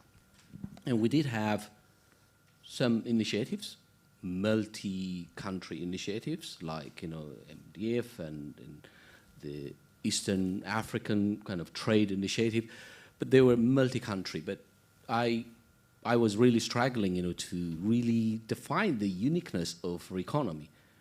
And I was telling myself that it's maybe doing more of the same, of different in-country initiatives, and then aggregating them and then calling them a regional initiative, as the minister was talking about, to have this large-scale impact? No. So for me, you know, I think the uniqueness of RECONOMY is in terms of, you know, identifying common challenges that countries face. For example, environment and climate change is something that doesn't know borders, right? But how do we tackle that? Not just to have, you know, cleaner cities, but to really identify, you know, economic opportunities. So we have an example in Eastern Partnership countries, for example, working with multinational companies in energy efficiency. So that's one key area that we are identifying. The other one is what we call skills standardization. You know, young people, women are mobile, they are moving from country to country, you know. So this is also another key issue that affects, you know, most of the countries. But I was also asking myself, okay, how do you now anchor these issues? So we need to identify also key players, public, private, and non-governmental organizations to anchor these. So I mentioned, you know, these companies, multinational companies like Knauf and Rehau in construction, same was education in the Western Balkans. These are companies that can anchor some of these common issues and problems. But the challenge is, what is a region in the Western Balkans and Eastern Partnership? It becomes a social construct because people don't live in the region, right? Henrik was talking about that. Companies do not invest in the region. Companies invest in a country, exactly. That's where the target groups live. The starting point of RECONOMY is the target groups. Why they are now benefiting in terms of jobs, in terms of employment. And then we look at the different sectors, construction sector, textile, the Mr. was talking about, and then try to identify, you know, going into the different countries and looking at the different systems. Are these common problems really relevant? Can the different actors really perform very well? So it's the thematic, the issues, it's the institutional, it's also the geographical. Location also matters. Because when we say women and young people, we're not just aggregating and lumping them together. They are also heterogeneous. You know, people you have from Roma community that my colleague now, Petrika, will talk about. Women living in rural areas, people with disabilities, displaced people, internally displaced people, refugees, you know. So we look at the different sectors, and then around the different sectors also systems like skills development, financial system, you know, the role of banks. That's what we do. The thematic problems, the engagement of different institutions and stakeholders, but also the geographical, the impact and then influence of territory. So for me, this is, I think, the uniqueness and then the value addition of RECONOMY, in addition to, you know, the environmental and economic value addition and partnership and adaptive management. So I stop here. Okay, thank you very much. We need to give the microphone further. Petrika, please present yourself, because you're one of those specific partners with a very specific role. Present yourself in your organization where you're working with regards to RECONOMY. Thank you very much for the invitation and for being part in this very nice event. So about myself, I'm Romanian, born in a Roma community not far from Bucharest. My family is very traditional Roma family, 5 kids. Father was only working, mother was not working. Born in '83, which meant Ceausescu regime, so very difficult times. Then revolution, then the 1990s were extremely difficult in Romania. So deep poverty because people actually lost quite a lot of stuff that they had during communism. Somehow I managed to get educated, right? Without OSF, without any sort of support, but with the kindness of some people. So there is a lot of discrimination in Romania towards the Roma people, but there are also a lot of kind people. So I had very nice professors who managed to get me motivated. So I managed to study, not too many Roma people do this, chemistry, right? So I'm a chemist, and I managed to go up to PhD level. So I'm actually one of the few experts in Europe in catalysis, making hydrogen, Euro 7. So I work with the European Commission, with multinational companies. Until recently, I was the head of a catalyst manufacturing company working with BMW and Volkswagen. And I decided to quit that job and launch Ready. So the reason why I wanted to do this is because people like me are invisible on the street. If you see me in Tirana or in Skopje or anywhere else, you will not discriminate me because I'm wearing a suit and I'm wearing a shirt and I speak very good English and, you know. So the problem is that discrimination is simply because once Roma get educated and accepted in the society, they hide their identity. Look at my colleague Asip, right? There's no difference between him and the rest of the people in this audience. Yet still, discrimination will actually be very strong against the people who are collecting plastic and paper on the street, who are rejected from jobs simply because of their color of the skin and because their colleagues or employees would think that they're going to start stealing from the colleagues or be unfair. So the reason why we started working in Ready is because we want to change this, because we think that people should be given the opportunities, and people don't want to be on welfare, on minimum wage, but they actually want to thrive. So we started doing a bunch of things, and because of my background as chemist, I say a lot of things, and I have a lot of ideas, which I want to test, all right? So let's go and do something in the field and try it. Many of these ideas fail, right? But that's fine, right? Because in the end, you find out. Ready Recycling, which is the project that we have supported by RECONOMY, was actually a bit more than a piece of paper when we started speaking to Zenebe. It was, we had spoken to the Open Society, we had spoken to the Ministry of Employment, there's a big problem in Skopje, what can we do about it? So we first said, let's try to get a license and work this out. So we got a license, we got a bit of money from OSF to go through the process, and then we started speaking to Zenebe and Leah. And I have to say, RECONOMY for me is more than a partnership, it's actually friendship and trust. And you cannot build anything if you don't trust the people you work with. It is not about put it on a piece of paper, write a logical framework, work out everything, because to be honest, I can work it out, but I don't know if it's going to work like this, right? It's all about trusting that the person on the field knows better what to do, right? So it's about not being patronizing, which to be honest, as a non-profit, you get a lot of donors, and I mean mostly European Commission officials and bureaucrats, right? Who kind of treat you like, I have the money, therefore I have the power, so you work for me. And I think Helvetas and RECONOMY is completely the opposite. Every time we spoke to Leah and Zenebe and we said, look, we told you we're going to be doing this, actually it doesn't work. We'd like to change a bit the plan. There was always a discussion, and they were asking questions to understand and make sure we know what we're doing. But there was always support rather than, you know, control.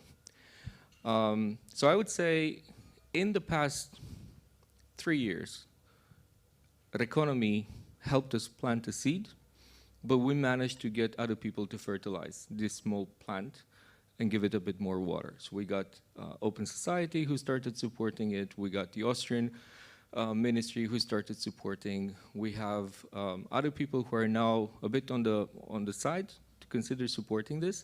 And I think all of this is due to my colleague Asip over there, who's been really, really pushing and having this as his own thing. Where we are going to go from now on. I live in Belgium, and I think green and environment is a rich people's business, right? I live in Belgium. I earn more than the average Belgian guy. My wife also. My wife works for the European Commission. We got solar panels for free. 0. We didn't pay a thing in Belgium, right? Why can we not do this for the people in Skopje who actually need this much more than I do? I can actually pay 10,000 euros for the solar panels, right? I recently bought an electric car, and again, this is a rich people's business, right? People in Macedonia and Albania would also want to buy an electric car, right? But buying an electric car, minimum is 30,000 or 50, right? People in Macedonia need to buy a second-hand diesel, which is thrown out from Belgium and Germany, because they're bad for the environment. So what I'm trying to do in the next few years, and again, we have a feasibility study which was developed with the support from Helvetas on 3 points. One is, how do we bring in solar panels to vulnerable households and businesses, right? What's the model? How can we actually install this in Roma settlements, where one of the first preconditions is, if you want to lease it or get it as a grant, you need to own the house, right? Or have a good roof. So how do you work it out? And there's plenty of ideas, and there's plenty of solutions across the globe. We just need to kind of work it out. Virtual power plants, you install the solar panels further away from the community, you bring a wire, you pump it in the grid. There's different ways. The other thing that we're trying to work out is maybe a leasing model where the people can pay a small amount, which covers the cost of the electricity. Outside of the solar panels, we're thinking at how can Roma people and vulnerable people survive in the next period of time.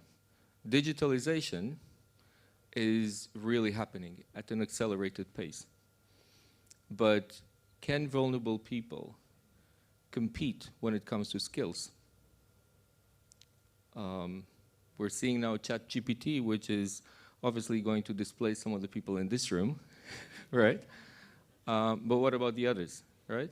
They're really not even on the market, and they won't get on the market.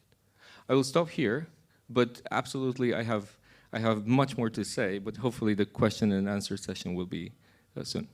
Thank you very much. Very impressive. Rosina, over to you. Okay, so thank you very much for having me today. My name is Rosina Denkova-Zafirovska, and I work as a Chief People and Talent Officer at IT Labs, a software development company with 250 employees in Skopje, Serbia, UK, Netherlands, and US.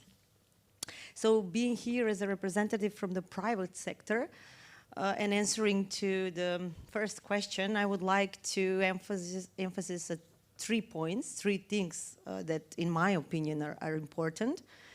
The first thing, the private sector should be focused more on creating strong partnership with universities and academies. So acting as their reliable talent partner, and not only in jointly creating better curricula that will better respond to the market needs, but also in supporting and providing them with expertise and skills and mentors who can better prepare the new talent or the employees for the future market. The second thing that I think is very important for the private sector, and especially for the software development companies, is having more innovative projects, but not only innovative projects for profit. I believe that since every or most every IT company has its own innovative hub, the projects that will be created should be somehow linked to the social responsible activities, social responsible needs, so that we can give back to the community in which we are living. So in that manner, let's say we have recently created a silent language application with artificial intelligence. And we did this also with the help from the students from universities and so on and so on. And I believe that having this type of projects and innovation would also help the RECONOMY to be put in practice. And the third thing, in my opinion, is to support and promote diversity and inclusion within the workplace, which is very important for the well-being of the employees as well. In that manner, I can proudly say that my company, the IT Labs, the 95% of all management positions are covered by the women. and we strongly support their professional careers and development within all career ladders. So that would be all for now. Thank you. Okay, thank you very much. Quite impressive to see the viewpoints from the different partners, and partnership is something so important. I mean, and it was already mentioned, trust. Trust coming from the donor agency to the organization Helvetus, and the trust from Helvetus Reconomy Facilitation Unit to the partners, which is really extremely important in order to make a difference in how we are working. I want to open the floor to the online participants as well, then here to the participants sitting in the room. But my first question goes once again to the panel with the question, and maybe we start from this up to the other direction. Reconomy has been set up as a project, as a program, and with multinational teams working in regions. And I want to understand from your perspective, from your organizations like CEDA, like a government representative, like an NGO, like somebody very close to private sector or working in private sector, what is the advantage of having like an independent facilitation unit, a Reconomy program acting? What is the advantage of Reconomy for your organization? Rosina, may I ask you to start? Yes, of course. So in my perspective, having this kind of partner would bring fresh ideas and a new perspective on the table. So a lot of new opportunities for collaboration and making an impact. But also can act as a glue between all the important stakeholders and partners in order to create a better future and great new opportunities for development. Mm-hmm. Thank you. May I ask you as well? Yeah. So what I think is the value, there's a lot of money on the market. On this area, the biggest fish in the pond is the European Commission with the IPA funds, right? Maybe you explain IPA. What is IPA? Is Instrument for Pre-Accession, right? Thank you. So in the region, European Commission is really the big fish in the pond. The problem with the European Commission is that they give you money on some sort of plan that you submit before.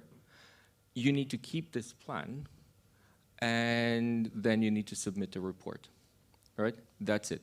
It's not personal. You maybe have a project officer who follows you, but again, I will underline, it checks you, right? It controls that whatever you're doing is in line with what you promised, and that's it. What is actually needed in the region is two things: flexibility, which I believe is linked to the trust that we have to adapt a bit the way in order to reach the goal. The goal stays the same, but maybe the path is going to have to change. And the other thing is cross-fertilization of ideas, right? So being able to learn what the guys in Armenia are doing and how can whatever they're doing there can be applied here in Macedonia or in Albania. Being able to be connected to other similar initiatives in Serbia or any of the other countries, and having someone who has spent sufficient time with all of these initiatives and can immediately say, look, I think this can be implemented in your project, or don't even try this because they tried it in a different country, it didn't work. If you still try it, change it a bit. Maybe let's try to see how we can adapt it, even if we still want to make it happen. And I think this is really the added value of the team. I'm learning. Rosina was talking about the glue, the facilitation. Yeah, very nice. you have been talking about the knowledge brokering, which is so important, and to interlink as well the different regions.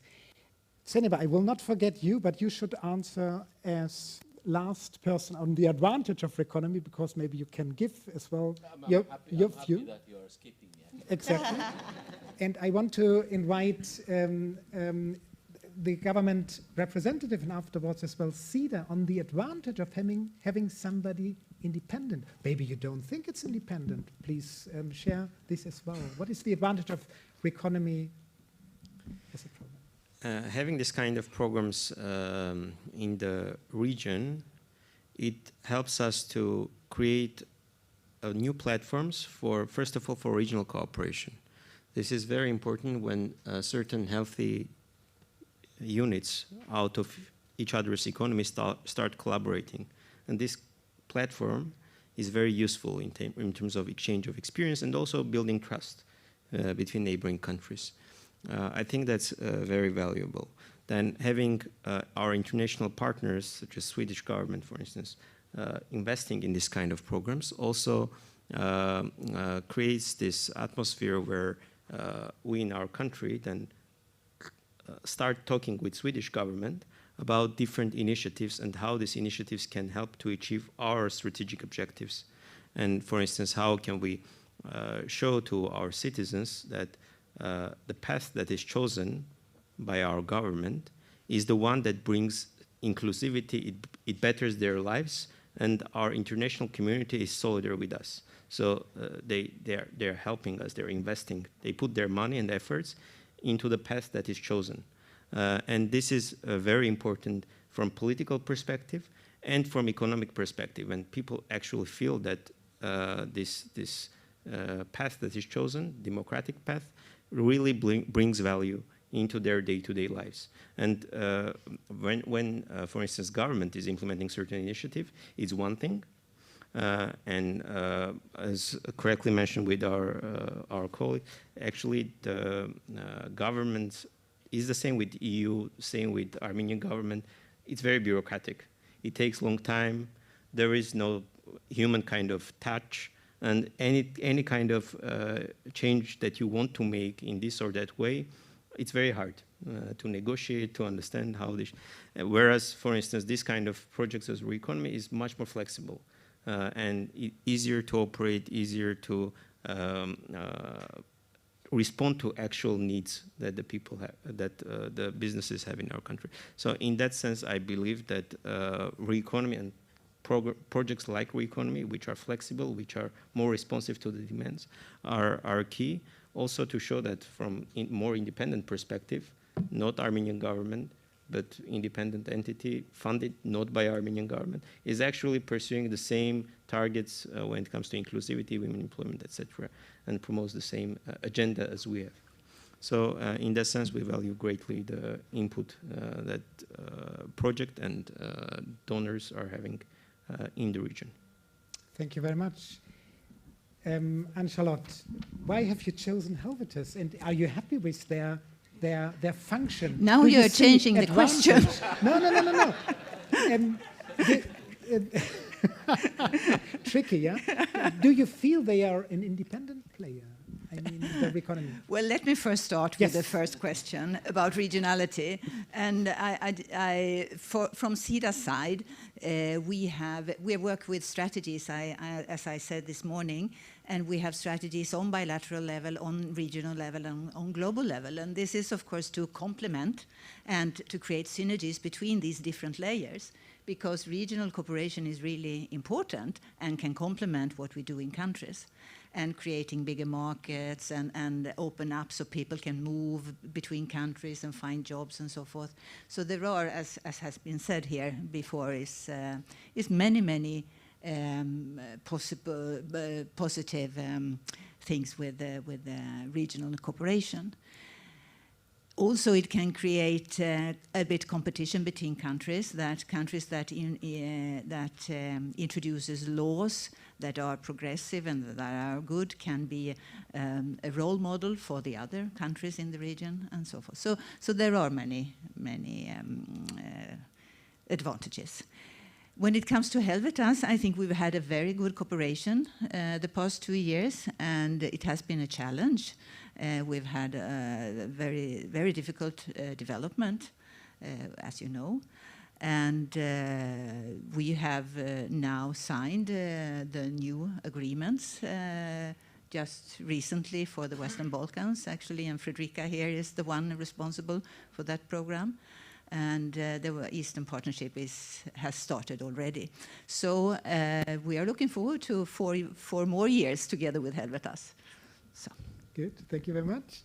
Senebe, can you pass the microphone, please? Senebe, can you respond? Don't change the question. No. I just handing over to you. What is the question? Because I mean, I think on the way the question a little bit shifted, you know. Okay. So I wanted to get the boundary. What is the question? Advantage of having somebody independent like RECONOMY. Aha, okay. Of course I would say positive things, because I'm naturally biased towards Helvetas. But I think, with seriousness, I think, we apply systems approach. Yeah? So that means that doing development differently. So that means that we need to be trusted facilitator. That's very important. If RECONOMY is a multi-stakeholder initiative, then somebody has to bring these multi-stakeholders together, right?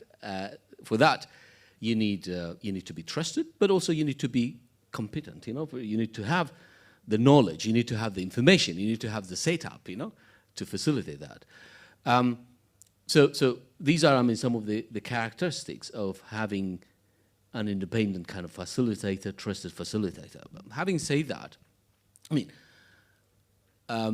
for me, when we move maybe in the next 5 to 10 years beyond RECONOMY, beyond other projects, I think the role of organizations like Helvetas will be more of, with Matthias we have been talking about a lot, is a knowledge brokering. We still struggle to define what it means, but it means to have the ability to facilitate, to generate, to stimulate discussions and reflections about key important themes, be it environment and climate change, be it migration, be it on digitalization, and then to bring around that discussion, key stakeholders, to work together. Otherwise, why do different systems need Helvetas to come in and work? I think that's a critical question that we have to ask ourselves. If we don't add value in terms of bringing ideas, bringing approaches, bringing also tested processes and practices, then I question, the value addition that we have, including also Helvetas in RECONOMY. So we do have, those key characteristics of applying, not only in Eastern Partnership and the Western Balkans, but also across the globe. Helvetas is present in more than 30 countries. We have been using the systems approach for more than now 10 years. So those are the key elements that make us really fit for the purpose. I'm not, last point, I'm not forgetting or downplaying the challenge. You need really competent human resource, human capital. It's very difficult. You need also to be really ready to navigate complexity.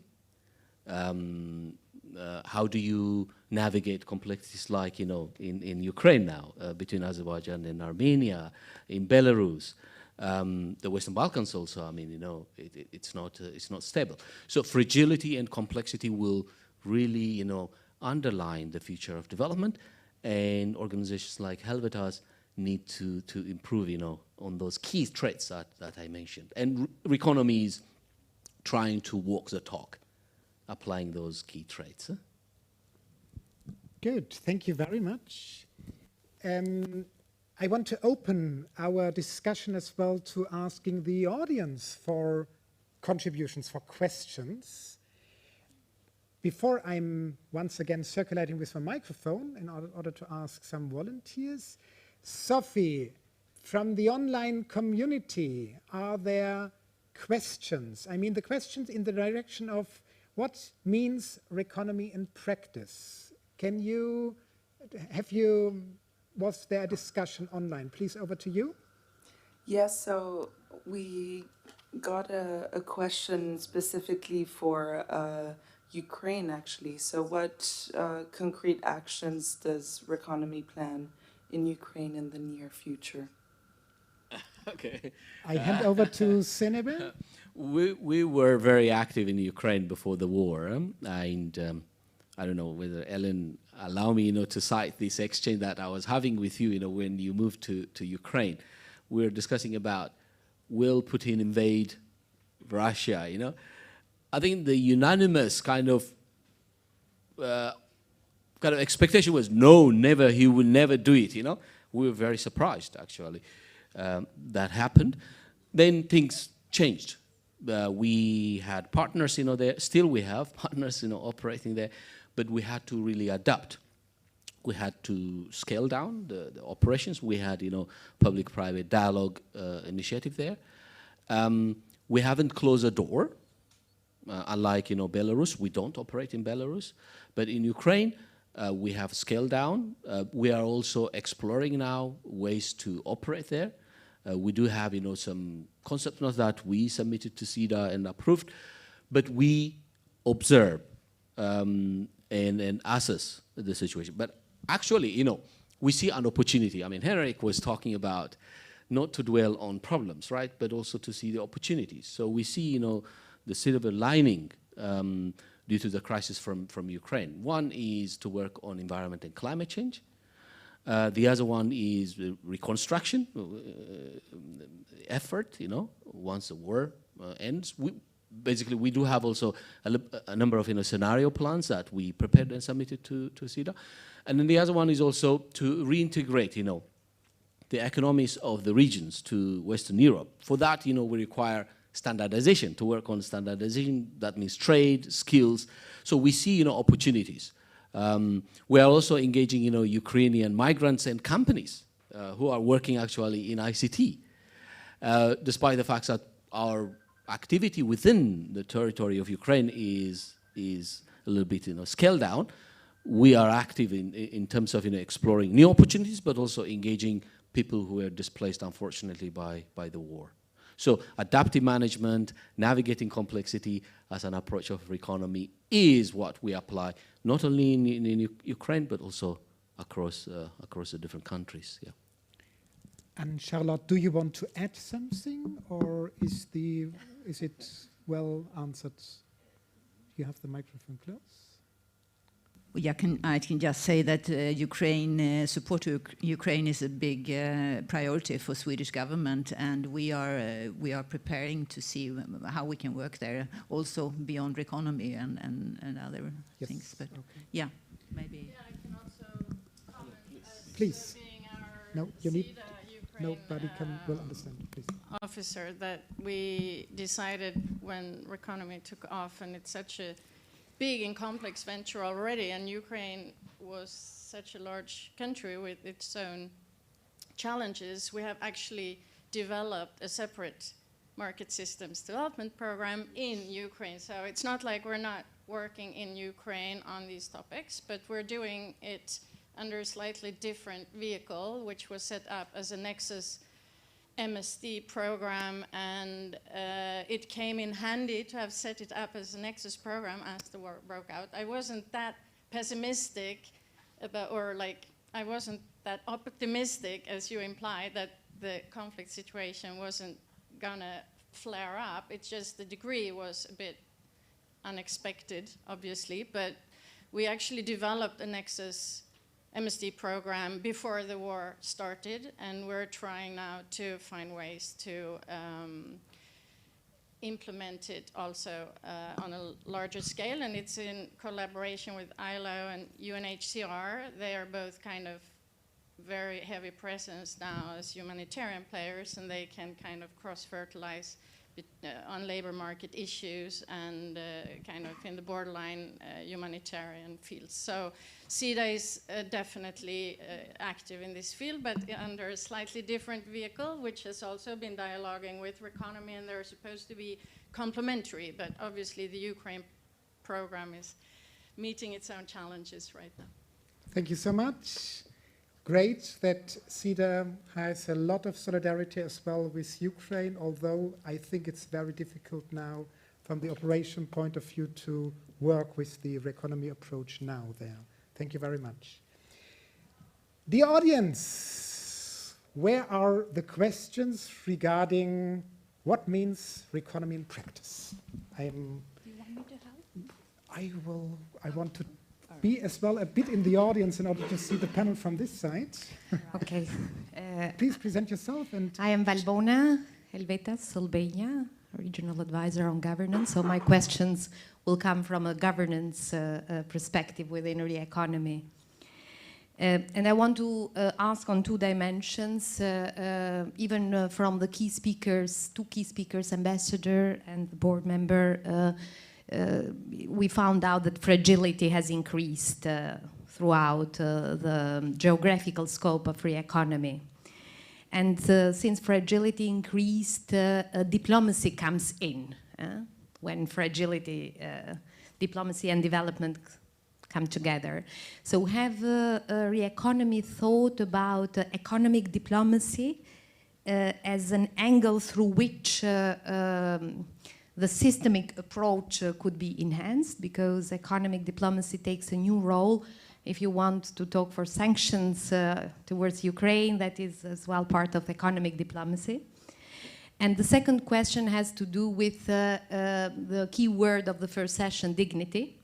We still believe that democracy is the system which makes us live in dignity. From the multi-level governance perspective, what are the entry points that RECONOMY sees? So do you think to operate at local, national level? So what are the entry points from the governance perspective? And a little bit to stop on the regional level, because we don't have a regional governance, but we have different networks and different agendas, which are like Open Balkan, for instance. So how you tackle this multi-governance level within RECONOMY? Thank you. Thank you very much, Valbona. To whom to address this question? May I invite you, and you? I think that would be extremely. I mean, Armenia, it's as well a country sensing a lot of fragility. May I ask you? I have my own. Indeed, and in my opening part, I also briefly touched upon this topic. I believe there are a few angles to this question, and the larger question that we need to pose ourselves, and actually our people are questioning their choice, is does the democracy and democratization of certain countries also bring stability and security, or it brings security threats? We have seen, so when we talk about Ukraine, we can clearly see that certain processes where they shifted from authoritarian rule to more democratic, in a certain period of time, introduced certain security threats. And this is not an only example. That was the same we had in Armenia, 2018 revolution, 2020 war. We can bring many more other examples in the region, internationally. So, and this is, in some way, it's natural, because if you change a regime, it creates instability in the governance, in the country's governance, which can create security threats on its own, but also different players start to look for certain opportunities. So in that sense, for instance, what we've seen in recent elections in our country, people started questioning their choice, whether democratic choice is the right choice when it comes to security. And in that sense, I believe that stronger involvement from Western community, from Western countries, should be at earlier stages where these changes happen in different countries, so that they could solidify their move, change of governance, and the models can be easily and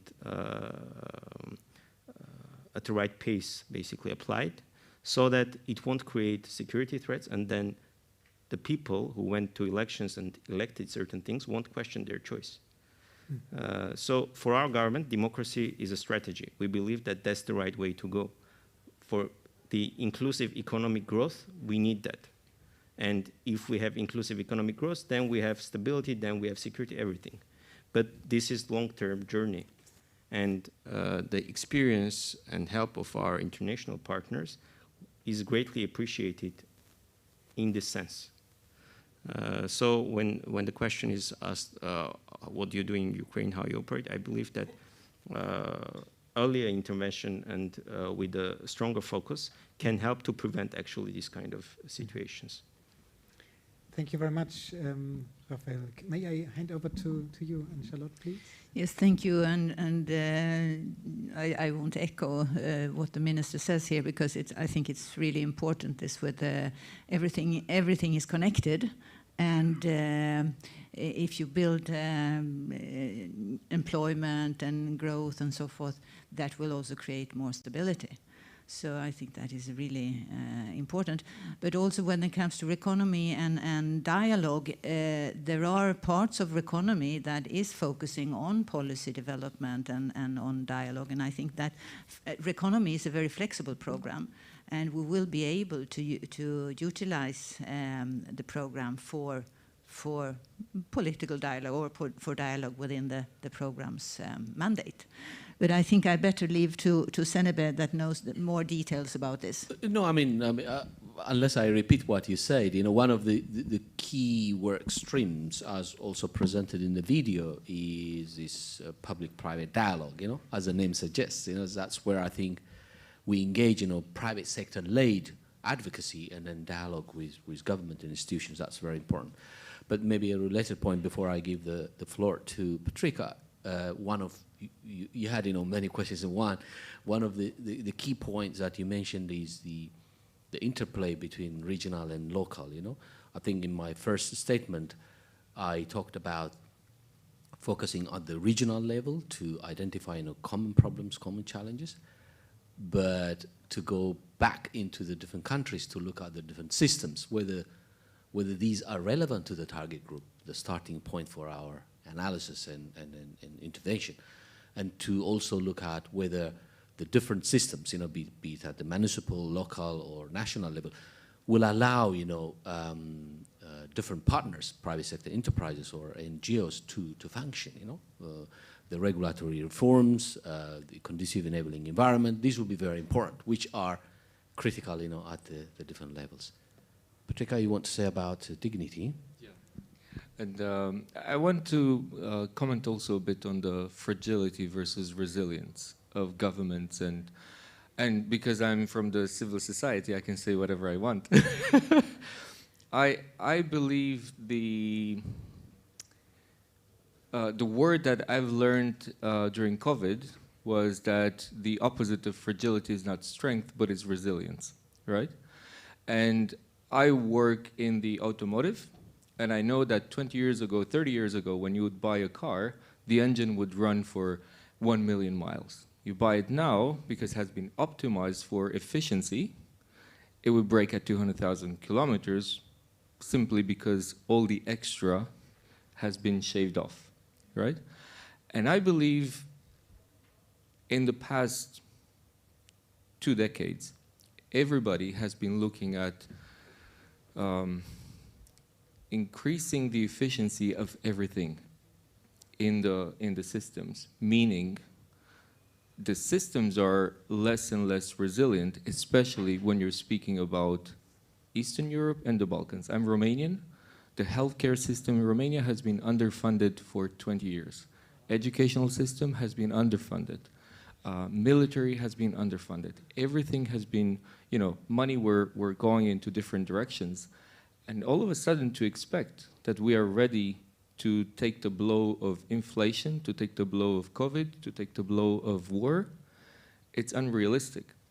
So I believe that we are fragile, our democracies are fragile, and they're not going to get resilient just because Brussels says so, right? They will not. We will have to work a lot for a long period of time to be able to say we can resist. We can resist misinformation, we can resist fake news, we can resist extreme right, we can resist all of the threats that come and hit our societies. And I think your question also had a point related to dignity. I believe there's nothing more powerful than giving a person who is completely disillusioned his own dignity at being able to provide for his own family a shelter, food, education. And I think what we are trying to do as REDI is really get at this core. Even in a simple thing at changing the name of informal waste collectors to green agents, which actually turns a bit the role of the people who are collecting plastic on the street. They're not just stealing the plastic from the public utility company, they're actually green agents who are cleaning up the streets and giving a service to the society. And being able to give to those people healthcare, a pension plan, a stable income, is really one step towards giving them the dignity. I think this is all about what we're doing. You want to add on? Good. We are running out of time, but I really want to have one more question. Are there any volunteers, please? Short presentation of yourself and very short Thank you very question. much. I'm Arben Imaraga. I come from the company Melita and Partners, which is based in Kosovo. And together with our partners Help Office and Impact Foundation for Macedonia, we have worked together in promoting freelancing jobs. And my question is directed to Program Manager of RECONOMY. In this part of the world, in Western Balkans, the majority of the businesses are micro businesses. I think that on average 80 up to 90% of micro businesses that have up to 10 workers in their company. And we have a much less multinational companies presence here. As the keynote speaker mentioned, and we are all talking here about the growth, we know that the growth comes from the private sector. But what we see is there is a problem with access to finance, especially if there are women-owned businesses which do not have collateral and mortgage and all the stuff. They cannot grow their businesses if they do not have access to finance. So if there is a demand side for money to increase the business or to export, and there is a supply side from the bank, does RECONOMY has any plans through MSD approach to introduce programs that will improve access to finance? Thank you. Thank you very much for this very practical question. And I'm heading to Senebe.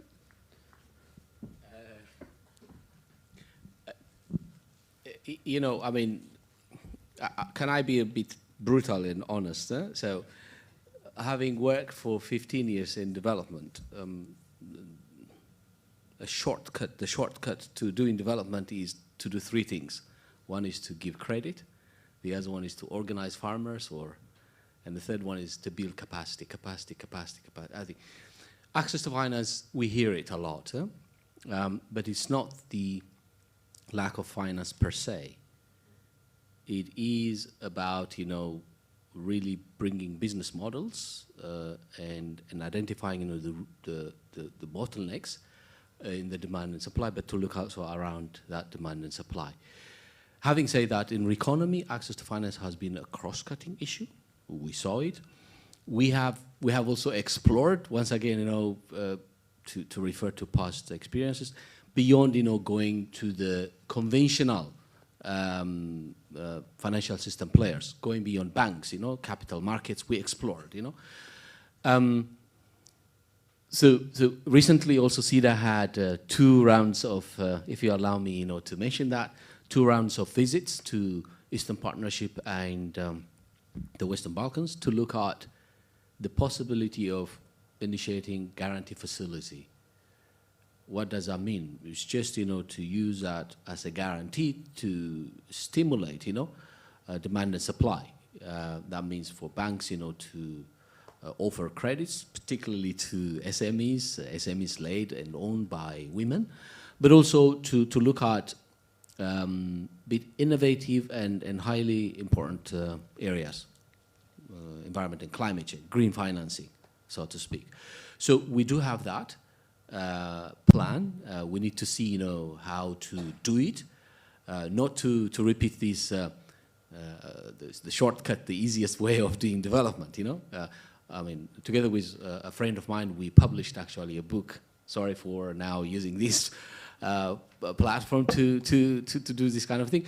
We really assembled, important, and highly innovative ideas from people who are working in the finance sector, So maybe let's have, separate discussions so that I can share some of my thoughts, which we are also integrating into RECONOMY. I hope that answers your question. Partly, okay, thank you.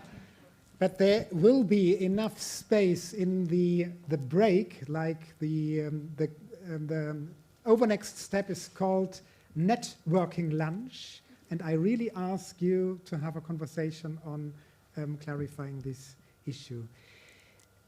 Panel is always tricky, and I need to close now the panel, but I really want to invite all of you, when we have our networking lunch, really to grab people and ask and deepen questions, not only to the panelists. Thank you so much for being here. An applause for my panel. Thank you very much.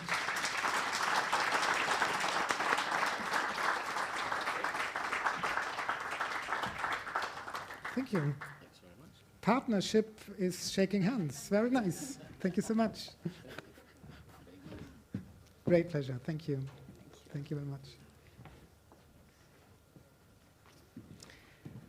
And I'm asking, in order, like the second last issue of this event, Matthias Herr, being the regional director of the, you present yourself. Is it now only Eastern Europe, or is it Southeast Europe? You present yourself for your closing remarks. Over to you. Closing remarks. Closing remarks. Yes, I'm director for Helvetis in Eastern Europe. That covers quite a wide region, I would say, including Western Balkans, Eastern Europe proper, stretching up to South Caucasus, so quite a wide region. Simultaneously, actually, with the region that RECONOMY is covering. So, yeah, it's great to be here. Yeah, so excellencies, distinguished guests, online participants. It was only after 2 years of collaboration between Helvetis and SIDA that we found out what the word Helvetis actually means. Hellfire. The colleagues in SIDA were so discreet never to mention this to us. Now, I would say that hellfire is a highly inappropriate term to describe the nature of relationship between Helvetis and SIDA. But there certainly have been, and still are, moments where we felt being roasted in the fire of scrutiny. And given the novelty and complexity of RECONOMY, our SIDA colleagues certainly also felt at times they were going through fire. They took a big and courageous step, being accountable for the success of this program towards the Swedish government and the taxpayer.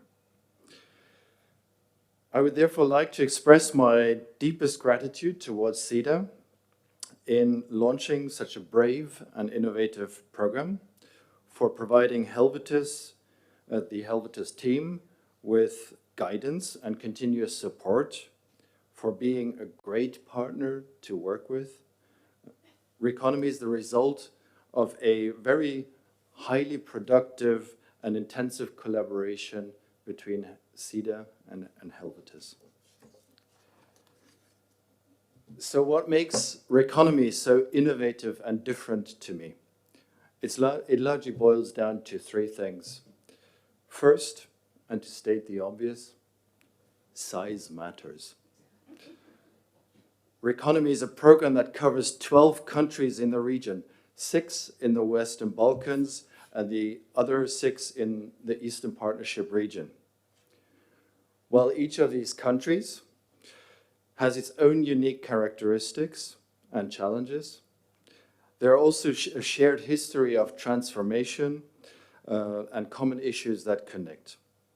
Helvetis is active in the region since the early 1990s with our programs and more than 170 experts and staff in 8 countries, and together with our partners and networks, we are an integral part of this region. In accordance with our vision, our organizational vision, we actively contribute to more prosperous, inclusive, and sustainable societies in which people determine the course of their lives in dignity and peace.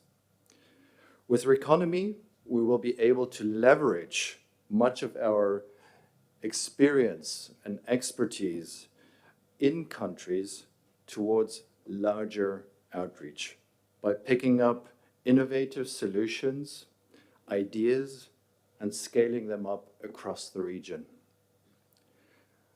That brings me to my second point.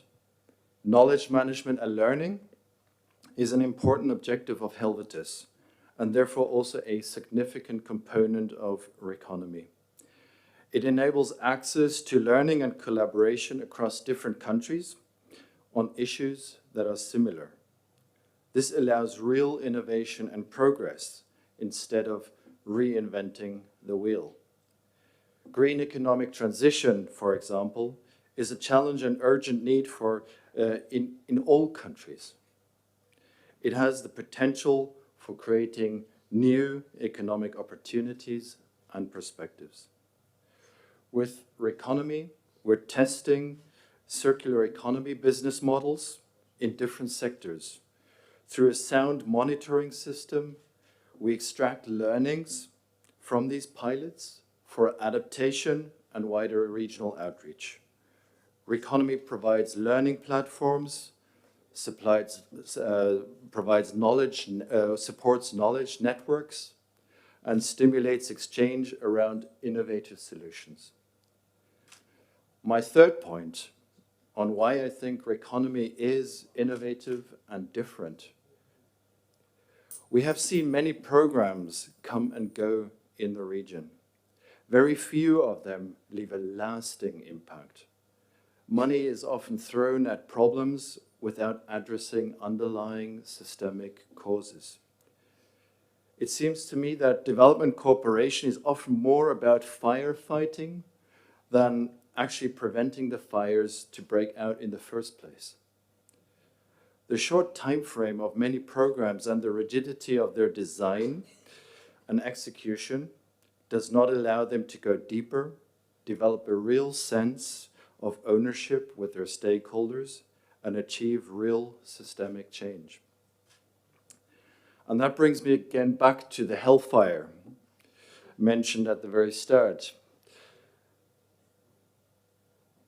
Real development is a complex matter. It's difficult, involves multiple stakeholders, and often takes time. We should not pretend otherwise. While achieving results within a limited time period is certainly our management aim and responsibility as Helvetis. As Helvetis, we are also fortunate to work with donors like the Swedish International Development Cooperation Agency, SIDA, but also the Swiss Agency for Development Cooperation, SDC, who share our deep concern and interest in achieving real systemic change.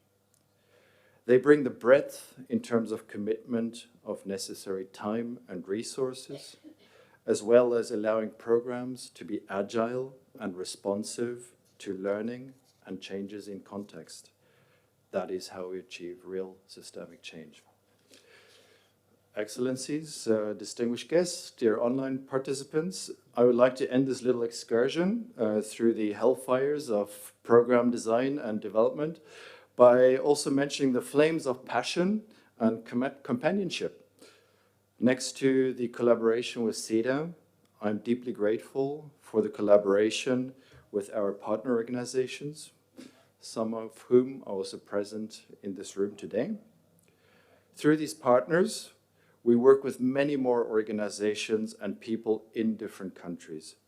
We're united by the ambition to make a difference in the lives of people, especially women and youth across the region. And we do so together by leveraging green and inclusive economic opportunities and bringing about real systemic change. I thank them for their fantastic work, their commitment and trust they extend to Helvetis. And yes, let me finally also mention those who are dancing through the hellfires every day, who masterfully maneuver the daily pitfalls of such an extraordinary program, the RECONOMY team and also its management. In the last 2.5 years, they've achieved so much. We have been given a taste of that today. Not only have they done all the groundwork for setting up this large and complex program, but together with our partners, they initiated pilot activities that already brought about lasting change in selected sectors and a positive impact on people's lives. They're putting a lot of extra hours into their work, leaving families at home when traveling across these 12 countries of RECONOMY, putting personal interests behind the cause they are committed to. I thank them from the bottom of my heart for this. I especially thank Zenabe and also Elena for their leadership and management. Helvetis is proud of them and the whole RECONOMY team. So, Excellencies, distinguished guests, dear online participants, RECONOMY is unique. Let its fire of ambition and passion ignite us all across Eastern Europe and the Western Balkans. RECONOMY can only be successful if we all work together and the challenges that define and tackle the challenges that define our days. Thank you very much for your support and also your collaboration.